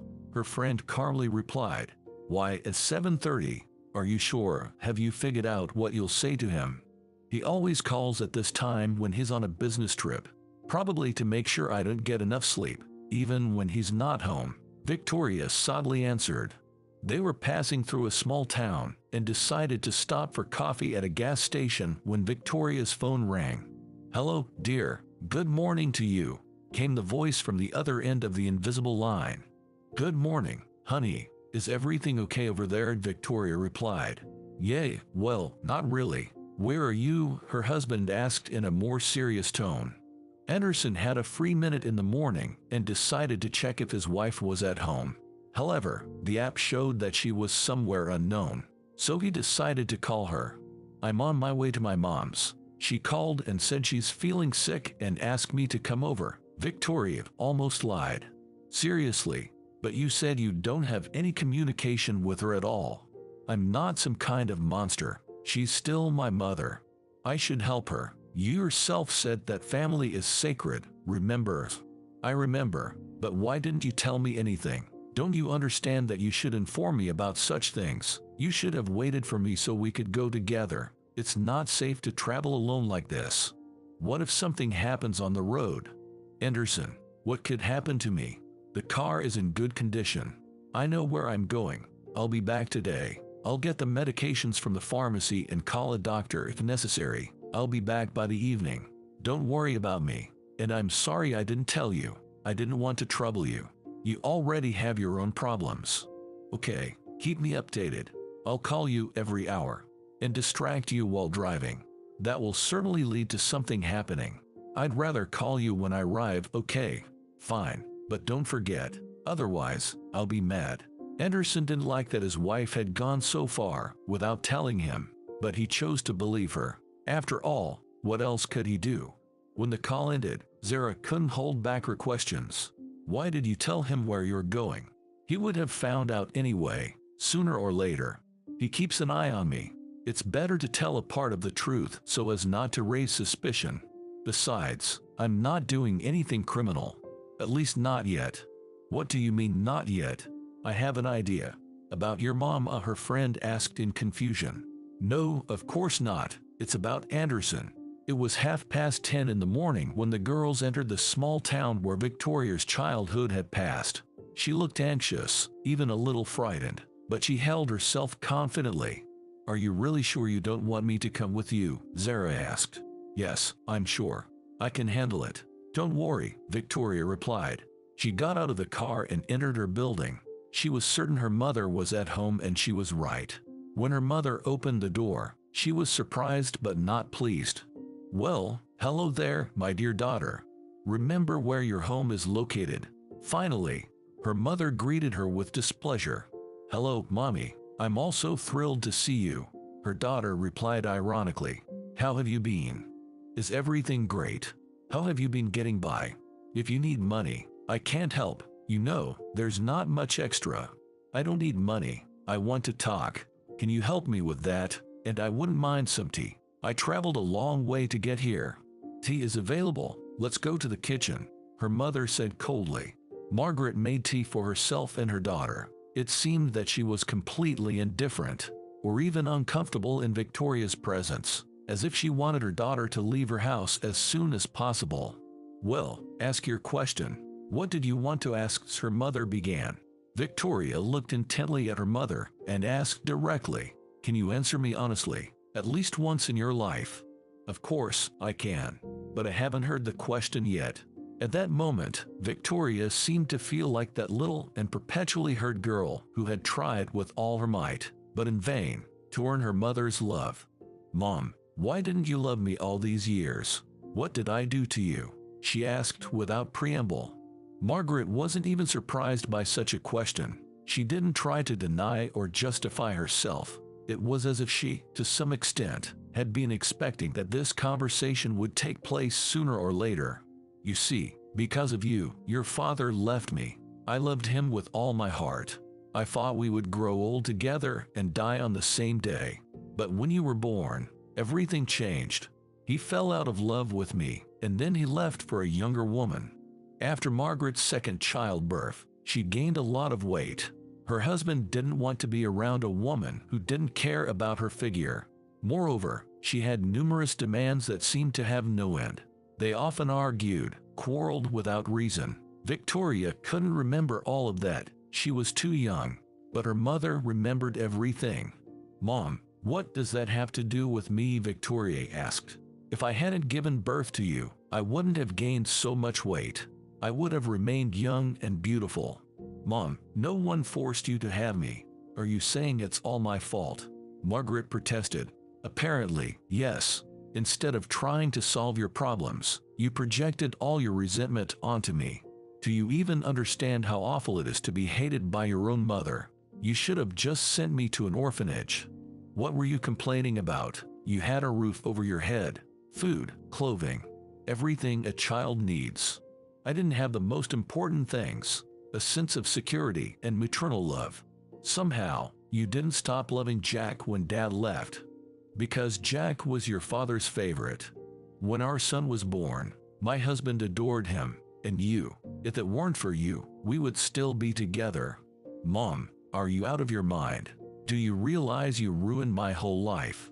"How did I ruin it?" "I talked to Jack recently, and he told me everything. You're married and happy. Your husband is a decent man. He provides for you, buys you everything." "Mom, my husband is a tyrant. He's abused me so much that I nearly became a vegetable. And by the way, Jack's wife is exactly the same. She's also pregnant. I'm afraid it's only going to get worse." "How dare you blame your brother for everything? He has a great family. His wife is smart and beautiful. They came to visit a couple of weeks ago, and they told me they're expecting. I'm so happy for them. Have you seen Louise? She's timid, gray mouse, afraid to say a word out of place. She's an obedient wife. That's what Jack needs. And you can't figure anything out in life." The escalating conversation was wearing on Victoria. She had received her answers. Her mother didn't love her because she believed her father left their family because of her. It was strange that she hadn't realized this sooner. To her, there seemed to be some kind of secret in their family that she didn't know about. She couldn't believe that everything was so simple and obvious. In the end, Victoria decided to reveal a terrible secret to her mother, one she would never admit to herself. "Mom, Dad left the family and not because of me. He left you because you were a bitter, overweight woman who only dreamed of getting married to have a man take care of you while you chat away. We won't see each other anymore. Goodbye. I no longer have a mother." Margaret was stunned, her mouth agape in surprise. Victoria stared at her, hoping to see a hint of remorse in her eyes, but there was only antipathy. As her friend exited the building, Zara noticed her paleness. She stepped out of the car and hugged Victoria. It was clear that the conversation had been far from easy. She seated her friend in the car to quickly get her away from that horrible place. They drove in silence for a few minutes, but then Zara couldn't hold back and asked, "Did you find your answers? What's next?" Victoria looked at her friend. It seemed there was relief or something similar in her eyes. Her heart was still heavy. Her hands were trembling, but it was getting easier with each passing minute. She absent-mindedly stared at the road. The landscape was changing rapidly. It was coming.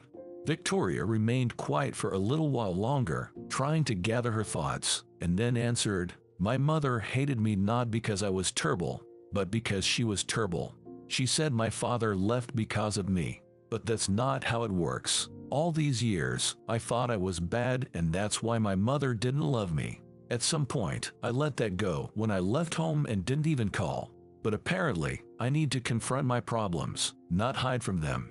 "Do you think Anderson is your punishment?" Zara asked uncertainly. "No, not a punishment. just a consequence of me hiding behind my resentment toward my mother. I wanted her love and love in general so much that I willingly accepted Anderson's love. I was hovering around him like on wings at first. I loved him so much that I stopped noticing everything around me. He became the center of my universe. And now I'm finally ready to grow up. I understand it won't be easy, but it's necessary. It's time to stop being a little hurt girl. Zara looked at her friend skeptically. She didn't fully grasp what Victoria meant. Just don't tell me you're planning to change him. Do you want to stay with him? Oh my God. Of course not. Anderson is almost in the past. I just need to avoid making mistakes to come out of this unscathed. Phew, I was worried there for a moment. Victoria understood what her friend had been thinking. She was even surprised at her suspicions.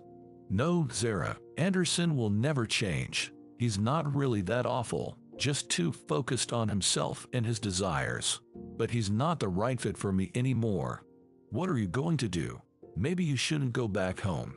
No, I need to return for now.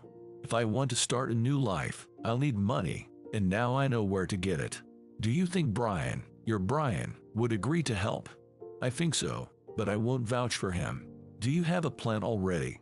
Yes, just need to work out the details to make it all come together, and I need to call my husband to let him know not to worry, Victoria said with a smile, as if he were right beside her. 3 hours later, they were approaching Zara and Brian's home. Victoria explained her plan. Brian didn't need much, but it was still risky. They just had to wait for Anderson's return from his business trip. Once Victoria was alone, she felt a strong urge to call Madeline and ask something. The psychologist answered almost immediately. Hello, did you do it? Madeline asked. Victoria let out a relieved sigh and said, yes, and I'm glad. What did it give you? What did your mother say? She told the psychologist the condensed version of the story. Madeline listened, not surprised. She had suspected something like this. I get it. I finally understood that I wasn't to blame. I spent my whole childhood feeling guilty. I got so used to it that I couldn't think otherwise. I'm really happy for you, but you understand this isn't enough, right? You still have a long journey ahead to work through your issues. Yes, I understand, and I'm glad we met. I hope you'll help me. I'll definitely call soon to schedule therapy, but right now, I have one question for you. Can I? Of course, I have 15 minutes before my next client. Madeline, is it normal that I occasionally catch myself thinking that I still love my husband and don't want to lose him? I mean, I know he took advantage of my weaknesses, that he's a domestic tyrant, and yet I still feel something for him. Victoria, in your case, these emotions are quite normal. You can't stop loving someone in just a few days, especially an abuser. That's why therapy is needed to get rid of these emotions once and for all. It's not easy, but it's possible, and I'll help you. Have you talked to your husband? What are your plans? No, he's still on his business trip. Once he's back, I'll tell him that we're getting a divorce. It's frightening to think about what will happen. Do you have a plan already? Have you thought about your escape routes and ensuring your safety? I have a plan, but I'm still thinking about the safety guarantee. Madeline paused for a second and then offered Victoria an interesting idea to remain unharmed after the conversation with her husband. The idea seemed genuinely good, so Victoria agreed. Within a few minutes, she had sent an email to the psychologist. Anderson arrived 2 days later. He was visibly angry and displeased as he entered the apartment. Victoria noticed it immediately, but initially didn't pay much attention. You lied to me, he exclaimed from the doorway. What are you talking about? His wife inquired. And hello to you too, dear. I finally managed to get in touch with your brother. He said your mother is fine. She never even thought of being sick. Victoria fell silent for a moment. She had suspected something like this could happen, but she was prepared. Seems like he hasn't talked to her in a while. She was feeling unwell. I even called an ambulance for her. Her blood pressure had spiked, but she's fine now. Why should I believe you? Anderson persisted. Sweetheart, you've just come off the road and you're tired. I've run you a hot bath. How about you take it, and then you can calmly tell me how the business trip went? Victoria calmly suggested. She softly turned on some music so that he could relax and also not overhear anything. She poured a glass of whiskey, added 2 ice cubes as he liked, and headed towards the bathroom. Anderson took a big sip and leaned back against the tub. "I might pour myself a glass of wine too. You don't mind, do you?" she asked with a gentle smile. "Of course not," and hurried back. Exiting the bathroom, she made her way directly to the bedroom. She knew Anderson's phone password and easily unlocked it. Using his phone, she quickly called Brian. He picked up, subtly indicating he was ready. Within seconds, a confirmation code for a transaction arrived on her husband's phone. Victoria jotted down the numbers and sent the message to Zara. She then promptly deleted the messages from both phones, as if nothing had happened. The whole process took less than a minute. Victoria breathed a sigh of relief and headed to the kitchen for a glass of wine. She felt like celebrating. "How's it going? Did you sort everything out?" she asked upon entering the bathroom. Victoria looked different, but Anderson didn't notice. "Since when did you become interested in my affairs?" Anderson asked. "I just wanted to keep the conversation going, that's all." "Don't you have anything else to tell me?" he rudely asked. "Actually, I do. And it's going to be a serious conversation. I spoke with my mother, and I've come to some realizations." Anderson became intrigued. "And then what?" "She broke me. She made me vulnerable. She never loved me." Victoria spoke slowly, as if stretching a rubber band. "And you took advantage of that." "What are you trying to say with this?" "I'm saying that we're getting a divorce." Anderson nearly choked on his whiskey. It was as if she had timed her statement to coincide with a sip. An almost predatory expression crossed his face, sending a shiver down Victoria's spine. "Say that again," he demanded. "Anderson, we're getting a divorce. Are you out of your mind? I'm gone for a few days, and during that time, did your brain evaporate?" "What kind of divorce?" he asked, quickly getting out of the tub and reaching for a towel to dry off. Victoria seized the opportunity and left the bathroom. She headed to the kitchen and took a seat in a distant corner, as if trying to hide from him. Zara had strongly advised her not to engage in an open confrontation with her husband, but her friend hadn't listened. When Anderson entered the kitchen, he was furious, but surprisingly, Victoria remained calm. "Darling, are you sure you're not mixing things up? I won't let you divorce me," he almost hissed. "Of course you will. We don't have children, and we don't share any property. I'm not your possession, even though you seem to have forgotten that." "Victoria, you're mine. Whether you like it or not, you're mine and you'll stay mine." "No, darling, I'm no longer yours. It's over between us." For a moment, Anderson stared at her as if he could kill with his gaze, but suddenly, he appeared to become calmer. He poured himself another glass of whiskey and sat across from his wife. "Fine, sweetheart. Now, how about you tell me what happened, and in detail? We'll sort everything out together like normal people," he suggested. Victoria understood that this was merely a game from his side, but she also knew she had to explain everything to finally break free from him. "Anderson, you're an abuser, and you know it. I lived in a fog for a long time, but finally, I realized everything." He clenched the glass tighter in his hand. It seemed like it could shatter any moment. A vein near his temple began to pulse on his face, but he continued to appear calm. "Darling, are you getting caught up in some internet nonsense? It's a common topic these days, but it's not about us. I just love you and want you to be safe. Maybe sometimes I go overboard, but you know, everyone has their flaws. Love should endure, no matter what." Victoria had often heard something like this from him, but now the noodles smoothly slid off her ears and didn't stick. "No, Anderson, it's not just a flaw, and it's definitely not love.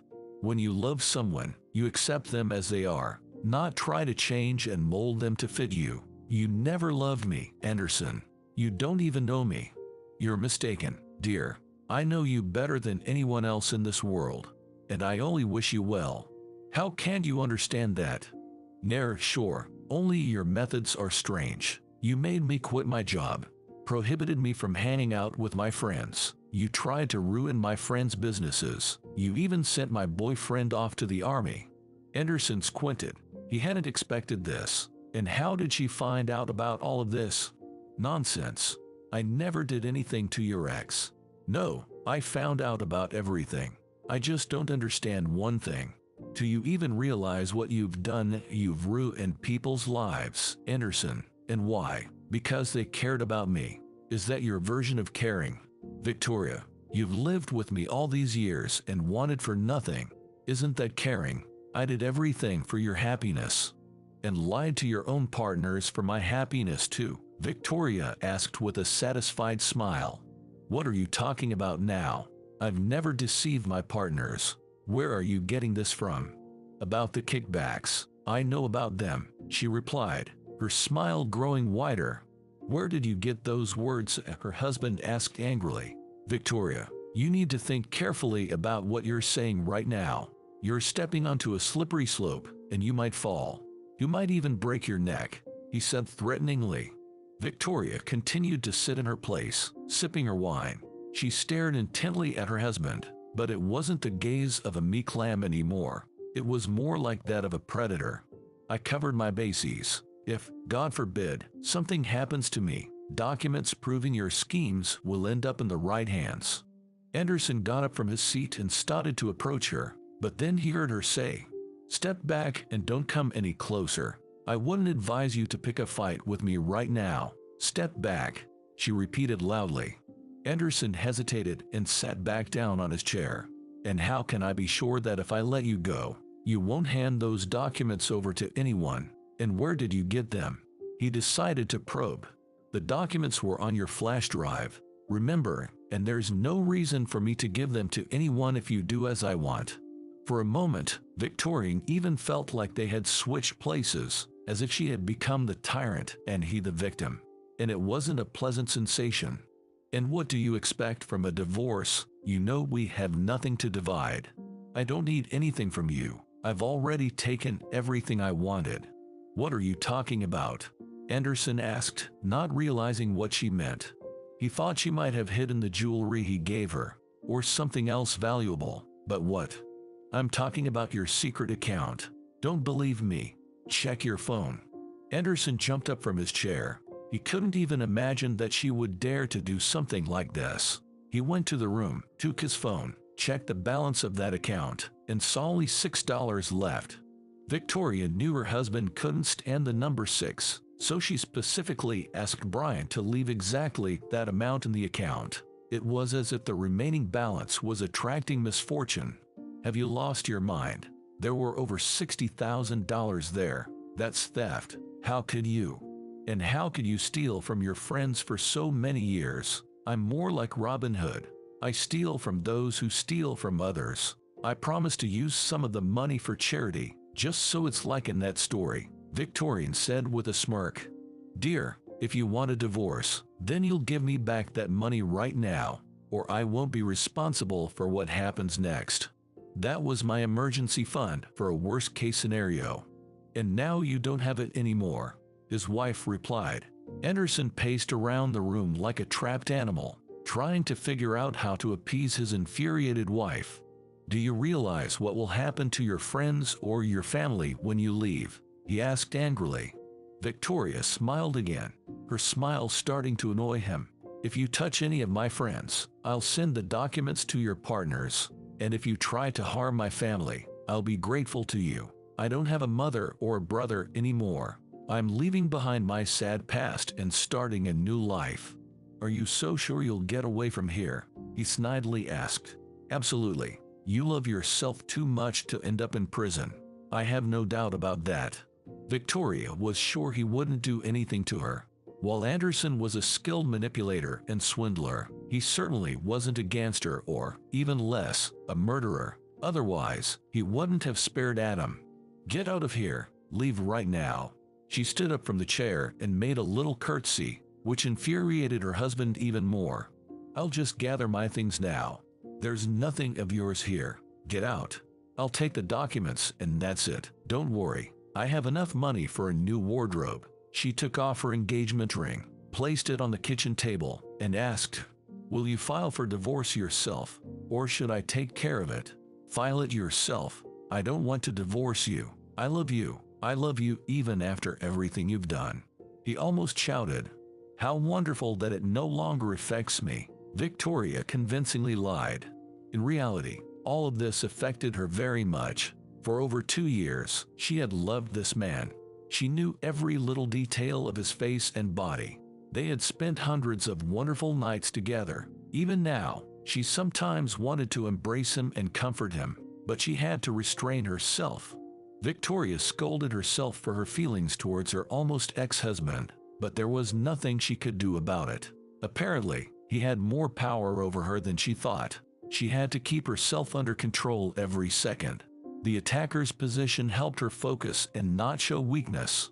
She went to their bedroom, took the documents and cosmetics, threw a few panties and a pair of socks into her bag, changed clothes, and was ready to leave. As Victoria was putting on her sneakers, Anderson approached her from behind. He wanted to hug her, but she skillfully evaded. Then he got down on his knees in front of her and said, "I'm begging you, don't leave me. I love you." Victoria hadn't expected such a dramatic performance. She had never seen so much pain in his eyes before. For a moment, she felt sorry for both him and herself. Seeing this in her gaze, Anderson launched another attack. "Victoria, you are my love," he said, still on his knees. "I implore you, don't walk away from me. I'll die without you. I can't see a life without you. All my future, my plans, my dreams, they're all empty without you. Please, stay. We'll overcome everything. Together, I promise you." Victoria tried to compose herself, even though it was hard to watch all of this.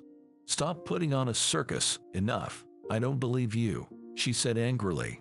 She was so beautiful when she was angry. Anderson had never seen her this enraged before. She had always been gentle and sweet, but now, the anger in her eyes made his blood boil. "I'm kneeling before you. Can't you see it? No other woman deserves this. Only you. I'll change, I promise you. I'll never hurt you again. Don't go." How she wished she could believe that. At that moment, she wanted more than anything in the world for it to be possible. But it wasn't like that. She closed her eyes and took a deep breath to bring herself back to her senses. "Anderson, you'll never change. And even if you do, it won't be for my sake. Seems like you've followed in your father's footsteps, and that was your choice, just like I've made mine. I won't live with a dictator. It's over between us." Saying this, she quickly left the apartment and closed the door behind her. She couldn't control her emotions any longer. Tears betrayed her as they streamed down her cheeks while she rushed down the stairs. Anderson remained on his knees, staring at the closing door. He still couldn't grasp that this was really happening. Darren, Anderson's father, always said that a wife should be submissive and obey her husband in everything. He often beat his mother if she showed any character, or just for preventive measures. His sons witnessed it all, but they couldn't intervene, or else they'd get the same treatment. With the years, they grew so accustomed to it that they stopped paying attention. As they say, a child absorbs what happens in the family.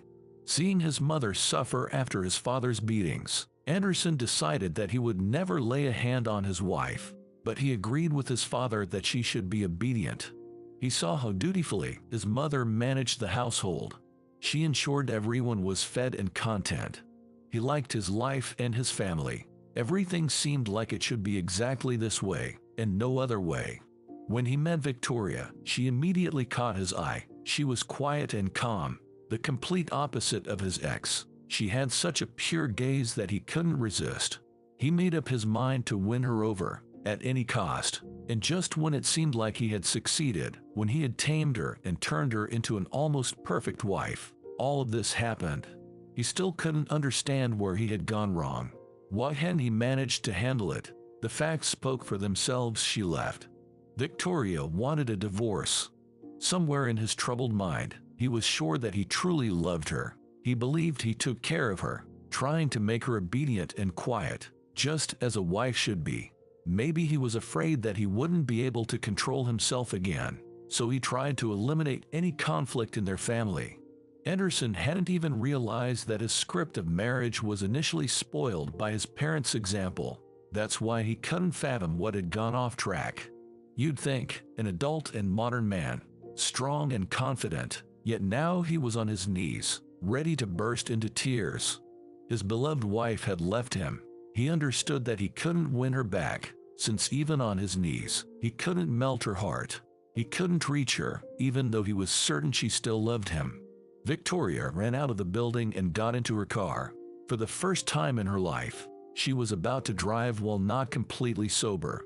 But she didn't care now. She needed to get away from here as fast as possible. Forever. All this time, Zara had fervently hoped that Victoria would return safe and sound. But upon seeing her deathly pale face, she understood that everything had been more complex than they thought. "How are you? Do you want to talk or maybe some wine?" "No, I don't want anything." "Have you managed to sort things out?" "Yes, we can go now." "Then let's go right now." Zara and Brian sold their restaurant and their home. They too were afraid of further attacks from Anderson. They weren't sure if his wife's threats would affect him, and besides, the girls couldn't even imagine living apart from each other. Seeing all this, Brian himself suggested a couple of days ago, "Let's all escape together, sell the restaurant and the house, move to another city, and start fresh." His idea greatly appealed to the friends. After a brief discussion, they agreed to settle in a seaside town. They hadn't fully decided what they would do next, but they were confident that things would work out. Victoria didn't want to take her car, as it could be traced. She had already found someone who promised to provide her with new documents, as well as Zara and Brian. They needed to visit him before embarking on their journey. "I'll finally get rid of this name," Victoria said with a smile as they pulled up to the house of the person who dealt in fake documents. "And what will you be called?" Zara asked curiously. "We'll find out now." 15 minutes later, the friends were already headed toward the city where they planned to start their new life. Zara looked at her new documents and could hardly believe it. "Now you're Miranda, and I'm Nicole. Do we need to call ourselves by our new names?" she asked her friend. Passports, driver's licenses, credit cards, they had everything in their hands. They had become completely different people, but they hadn't fully realized it yet. "If no one's listening, there's no need to. We'll get used to it over time, I think. By the way, I'll be happy if you start calling me Miranda. I like that name much better," Victoria said with a smile. "Brian, how do you feel about the name Edmund?" "The most important thing is, I'm still married to my Nicole," he said and chuckled.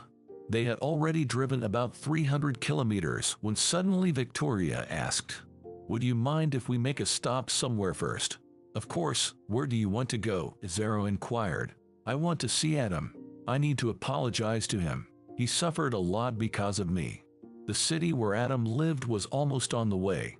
They just needed to make a small detour, but then they could continue as planned. Victoria used to love him deeply. The thought of how much Adam had to endure because of her actions squeezed her heart with pain. She simply had to see him before disappearing forever into the mist of her new life. "And don't you want to say goodbye to anyone else?" Zara asked hesitantly. Victoria stared at her friend in confusion.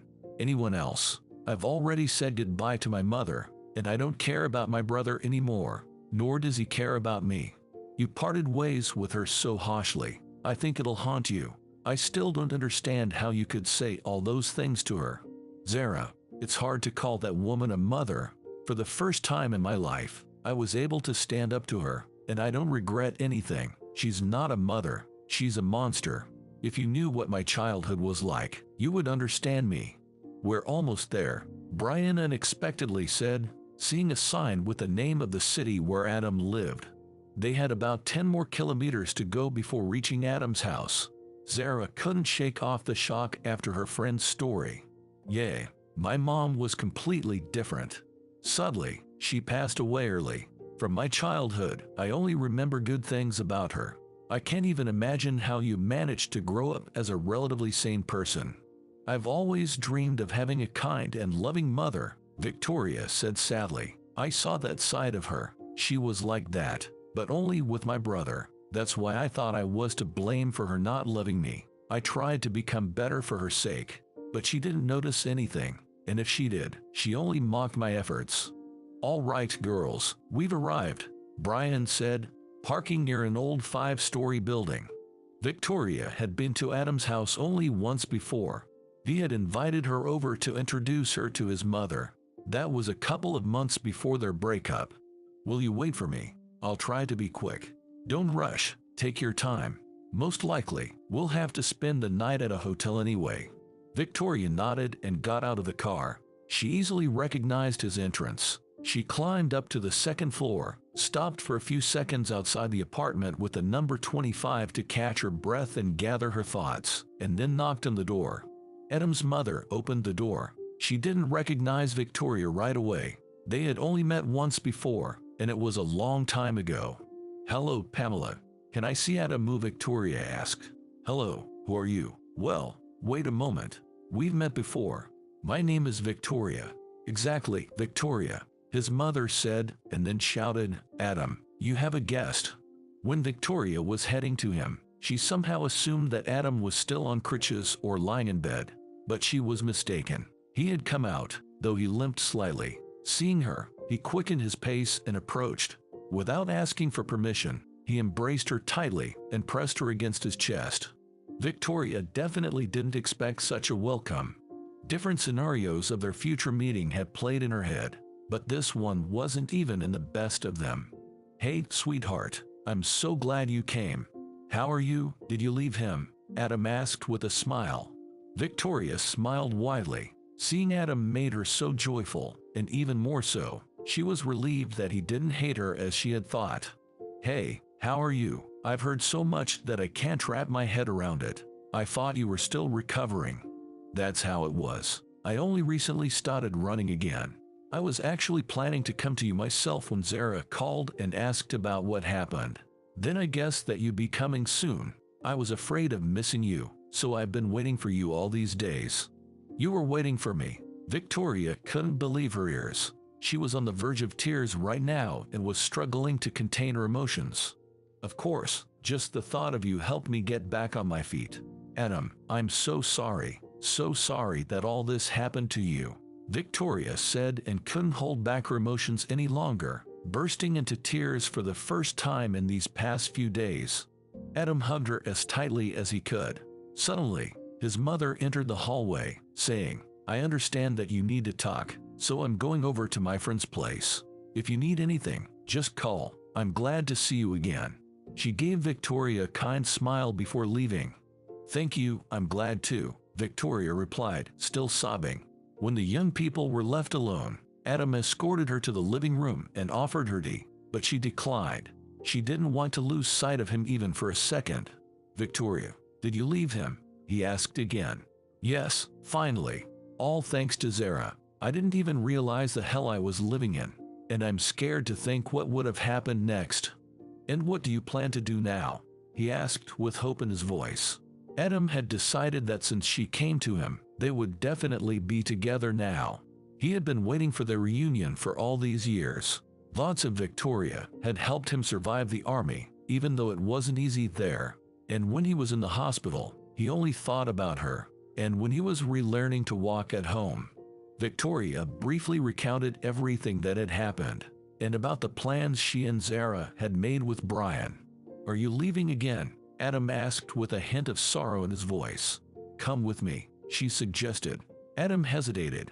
He hadn't even planned to move in the next few days. He still had to sort out the current matters. There were too many of them that had accumulated. "Sweetheart, I can't right now. I can't leave my mom.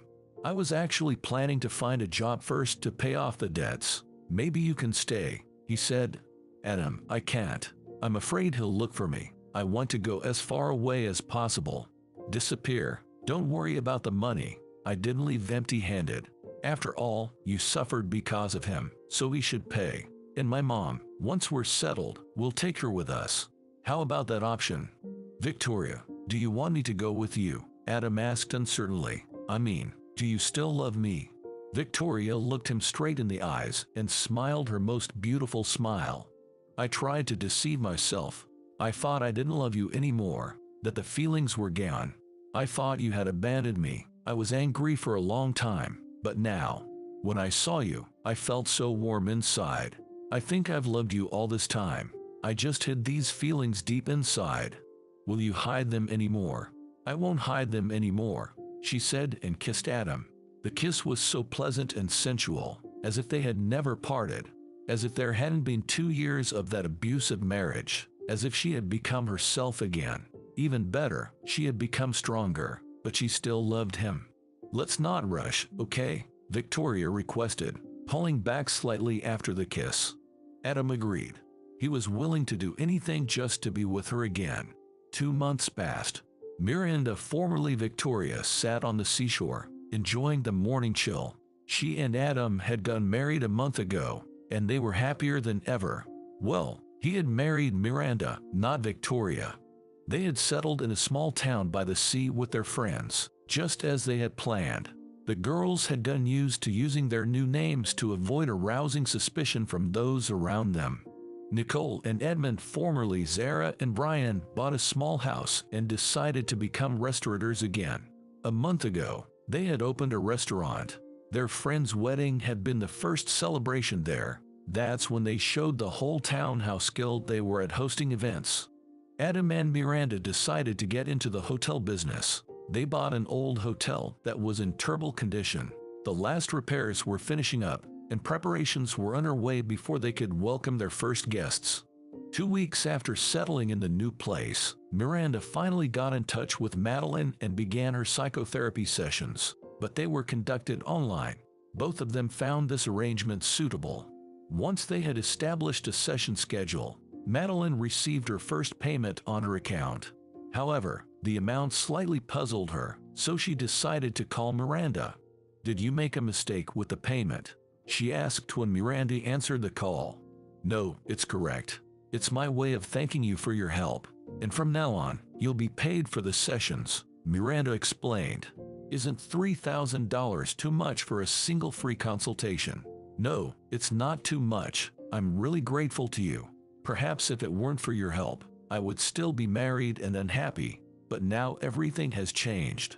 Miranda still wondered why Madeline had agreed to help her for free. She wanted to ask her about it, but hesitated. This morning, like usual, she took her little West Highland White Terrier for a walk on the beach. She sat by the shore, watching her dog chasing seagulls, when Adam quietly approached from behind. "Good morning, beauty. Did you leave me in bed again?" he asked with a smile. "You were sleeping so peacefully, I didn't want to wake you," Miranda replied and kissed her husband. "So, are you ready to see your mom again? Is she willing to move in with us?" "Yes, I called her yesterday after you went to bed. She'll be happy. I promised her that as soon as her room is ready, we'll come for her." "That's great. Next week, I think we can already bring her over to our place. But you know, Adam, I have one unfinished business left.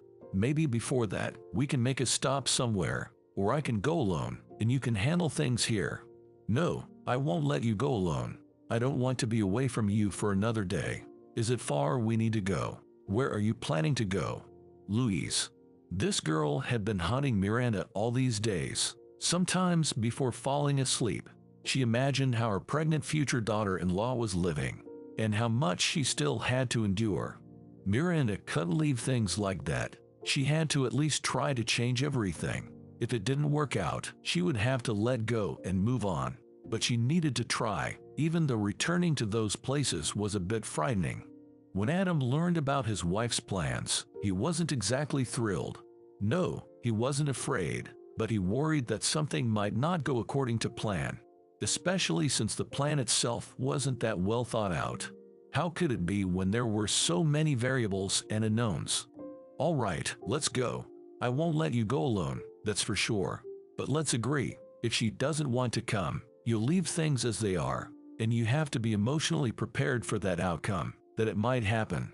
"I understand everything, dear, and I'm glad you'll be going with me," his wife said with a smile.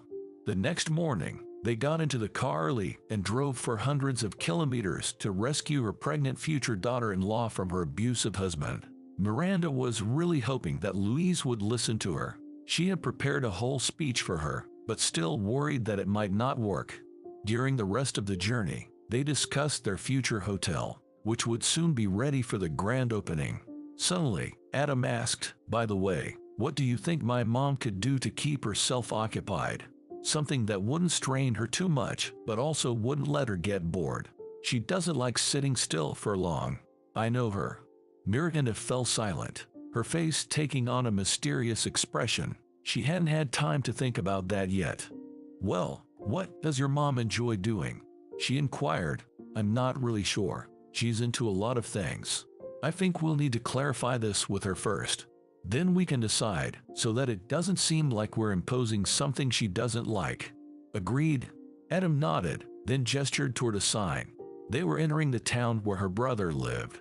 Miranda didn't know his address. She didn't even have her brother's phone number, but she managed to find Louise's Instagram page. It was like a photo diary: shopping, restaurants, fitness clubs, strolls. But there was a pattern. Every Wednesday, she attended prenatal yoga and took photos there. That's where they decided to catch her. They set off on a Tuesday and arrived in the evening. They checked into a hotel for the night and set off early in the morning to the fitness center, as they didn't know the exact time. Adam was driving, and Miranda had prepared a gym bag in advance, as if she intended to work out. They had to wait for a few hours until she finally spotted Louise. As soon as Louise entered the building and her brother's car drove away, Miranda headed toward her. She entered the gym, paid for a single visit, asked about the facilities, and went to find her future daughter-in-law. Louise was still in the changing room and was quite surprised when she saw her future mother-in-law. "Hi, remember me?" Miranda asked with a smile. "Hi, what are you doing here?" Louise said, sounding surprised. "Don't worry, everything's fine. I'm here for you. We need to talk, but we don't have much time. When is Jack coming to pick you up?" "In 2 hours," the confused girl replied. Miranda placed her hands on her slightly rounded belly, as if protecting it. "Louise, can you spare me 5 minutes, please?" "Sure, go ahead," the bride-to-be said, sounding unsure. "Just understand me correctly. I wish you well. I know my brother treats you poorly. You look like a frightened deer. It's obvious to anyone. I want to ask you one question, but it might sound strange." "Okay," Miranda asked, looking around to make sure no one was eavesdropping. "What other question?" Louise responded. "Do you want to change everything? Do you want to change your life? Are you ready to leave your husband and start over? You need to think quickly. If you agree, I can help you." "Yes, I've heard that you left your husband and disappeared, but how did you manage it?" "The same way you will. I promise you. It's not safe for you to be here either. I heard Jack talking to your ex the other day. He's looking for you everywhere." "Louise, right now it's not about me. It's about you. After our meeting, I can't forget the look in your eyes. I immediately realized that your family is just like mine was. Maybe even worse." Louise unconsciously pulled her shirt sleeve down a bit, trying to conceal something. Miranda took her by the hand and lifted the sleeve, revealing a huge bruise, the mark of fingers. "This is pretty much what I'm talking about. It's only going to get worse. I'm suggesting you run away, right now. I guarantee you'll be safe." "But I'm pregnant." "Yes, dear, I know. Understand that you're not just answering for your life, but also for the life of your future baby. Do you think it'll be good for him to be around such a father?" "I don't know. Some kind of father is better than no father at all." It finally dawned on Miranda. She had no knowledge of Louise's past. "Did you grow up in an orphanage?" "At first, my grandmother raised me, but then she died. That's when I met Jack. He helped me a lot. That was a long time ago." "Does he still help you a lot now?" "In any case, Louise, we need to decide right now. Time is short. Please think about it. I really want to help you." Louise lowered her gaze. She remembered something. It was a problem. "I don't have any documents. They're in Jack's safe." Miranda had anticipated something like this and had thought ahead about this aspect. "Oh, that issue can be easily resolved. I just need your consent." Louise nodded her head. She couldn't believe this was happening for real. "Louise, I understand that we only met once and you don't know me, but believe me, I'll help you escape from your husband once and for all. Just say yes, and I'll never see him again." The girl asked with frustration. "You won't, but I promise you'll be glad about it soon, not sad." "How is that?" "Louise, we're running out of time. Are you in? Give me a minute, please. I need at least a minute to think," she pleaded. Miranda stepped away a few meters and sat on a bench, as if preparing to change clothes. Louise stared at her locker. Her gaze was empty and melancholic, as if her world had just turned upside down. She stood like that for a few minutes, then turned to Miranda with a frightened expression and said, "I agree." Miranda was relieved to hear her consent. She hugged Louise and whispered in her ear, "Everything will be fine. Don't worry. We'll manage." A few minutes later, they left the building through a back exit. Adam was already waiting for them. He was somewhat surprised. Somehow, he had been convinced that Louise wouldn't agree. The two women sat together in the back seat. Miranda decided that the bride-to-be needed support. She wanted to be by her side as they drove away, just to make sure she didn't change her mind. "Meet my husband, Adam," Miranda introduced with a satisfied smile. "Husband?" Louise exclaimed. "But how?" "Just like that, dear. I managed to escape, and you can too. Let's go," she asked her husband. 30 minutes later, they had left the city and were heading towards their new home. They made only one stop along the way, to obtain new documents for Louise. Luckily, Miranda already had contacts for this. She had informed her acquaintance in advance that help would be needed again. Miranda asked Louise to get rid of her phone so they couldn't be tracked. It turned out she didn't have any numbers saved for the future. No friends, no acquaintances, nobody at all. "I told you that your husband was looking for you, right? I understand that he's now your ex-husband. You told me, but now you understand why he couldn't catch me, right? I think he won't give up." I overheard their conversation back then. He said he'd turn the whole world upside down to find it. "Aren't you scared?" That's when Miranda realized that she should have sent compromising information about Anderson sooner. She should have occupied him with something more serious, so there wouldn't be enough time to search for his runaway wife. On the way, they stopped at an internet cafe in a small town. They could use the computer there. She created a new email under a fictional name and sent a message to both of his partners, attaching files from a flash drive. How did it all end? She never found out, but deep down, she hoped that Anderson had at least survived. After all, she didn't wish him death. When they finally arrived home, the first thing Louise saw was the sea. She had dozed off during the last few kilometers of the drive, and when she opened her eyes, she saw it a vast and beautiful sea. "Oh my God, I haven't been to the sea in ages. It's so amazing here, and that smell," she exclaimed, inhaling the sea breeze deeply. "Now we'll be living here," Miranda said as she got out of the car. "I won't be a bother, will I?" Louise asked. "Well, we're kind of family in a way, if you haven't forgotten. I lost a brother, but I hope to gain a sister if you're okay with that. And a nephew," Louise added with a smile as she caressed her belly. Miranda's greatest concern was that because of Jack's behavior, Louise might struggle to love her own child. However, after talking to her for a while, Miranda realized that the situation wasn't as dire as she had feared. During the first few days, Louise appeared calm and even joyful, but at some point, her mood changed dramatically. She withdrew to her room and hardly came out. Miranda began to worry about her. That evening, she had a session with Madeline, and she couldn't hold back, telling her everything. "Do you know how we can cheer her up? I've run out of ideas." She's been in her room for 2 days straight, and things were going so well at first. From Madeline's expression, Miranda could tell that things were worse than she had thought. The psychologist pondered for a few seconds before asking, "Do you have another guest room?" "Of course, we do. When are you planning to leave?" "Tomorrow morning, early." "All right, I'll email you the address, and it's on the house. Thank you so much." When Madeline's car entered the hotel premises, it was already dark.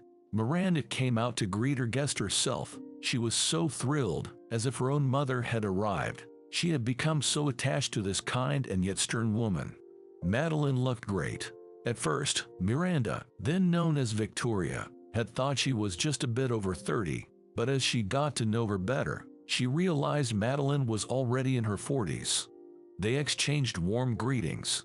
It seemed that Madeline was also pleased with the in-person meeting. Let's have me talk to Louise first, and then you can treat me to dinner, she suggested. Miranda nodded and led her into the bride's room. She was now called Penny, but she hadn't quite gotten used to the new name, or to everything that had happened to her, for that matter. The changes had been too swift. Madeline spent over an hour in the young pregnant woman's room. When she came out, it was hard to read her emotions. "So, how is she doing?" Miranda inquired. "Well, I might need to stay with you for a while, if you don't mind," Madeline replied. "I'm all for it. I hope your help will make a difference for her."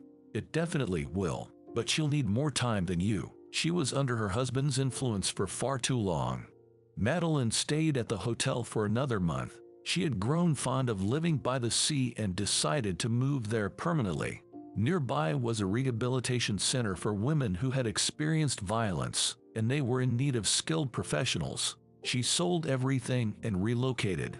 Madeline's psychological support greatly helped Louise. With each passing day, she grew stronger, and her belly rounded more. The new hotel was already bustling with guests. Adam's mother, Pamela, also moved with them. She expressed a desire to work with flowers and beautify the area around the hotel. Louise felt restless sitting idle. She offered to help in the kitchen, as she loved cooking. It was there that she started responding to her new name, Penny. It was also there that she met the charming chef named Eric. Initially, she didn't even realize that he was interested in her.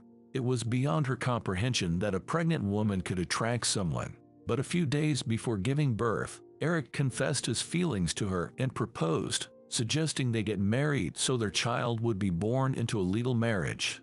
When Penny gave birth and regained some strength, they finally decided to have a wedding. They organized a small celebration at a restaurant, inviting all their new friends and acquaintances. Nicole, formerly Zara, offered to help with the organization. She was also thrilled that Miranda's sister, who was once a bride-to-be, had managed to escape the clutches of her tyrant husband. The two women had become friends and supported each other in their new endeavors. The wedding was joyful and vibrant. Though some guests were a bit surprised that they hadn't hired a wedding planner, the couple didn't explain anything, even though Eric was partially aware of what had happened to his young bride. The girls reveled until dawn. They headed home when most of the guests had dispersed. After the wedding, Penny and Eric were left with nothing but positive emotions. They looked so wonderful together. After Miranda and Adam were finally alone after the wedding, he looked dreamily at his wife. "Have you seen their daughter? She's so adorable." "Yeah, she's really cute. Simply a marvel. And she's got a good daddy." "Do you want a child?" "Don't you?" "I do, but let's not rush for now. I haven't fully adjusted to our new life yet. I want to savor each other a bit more. Are you okay with that?" "I'm ready to wait," Adam said with a smile and kissed his wife.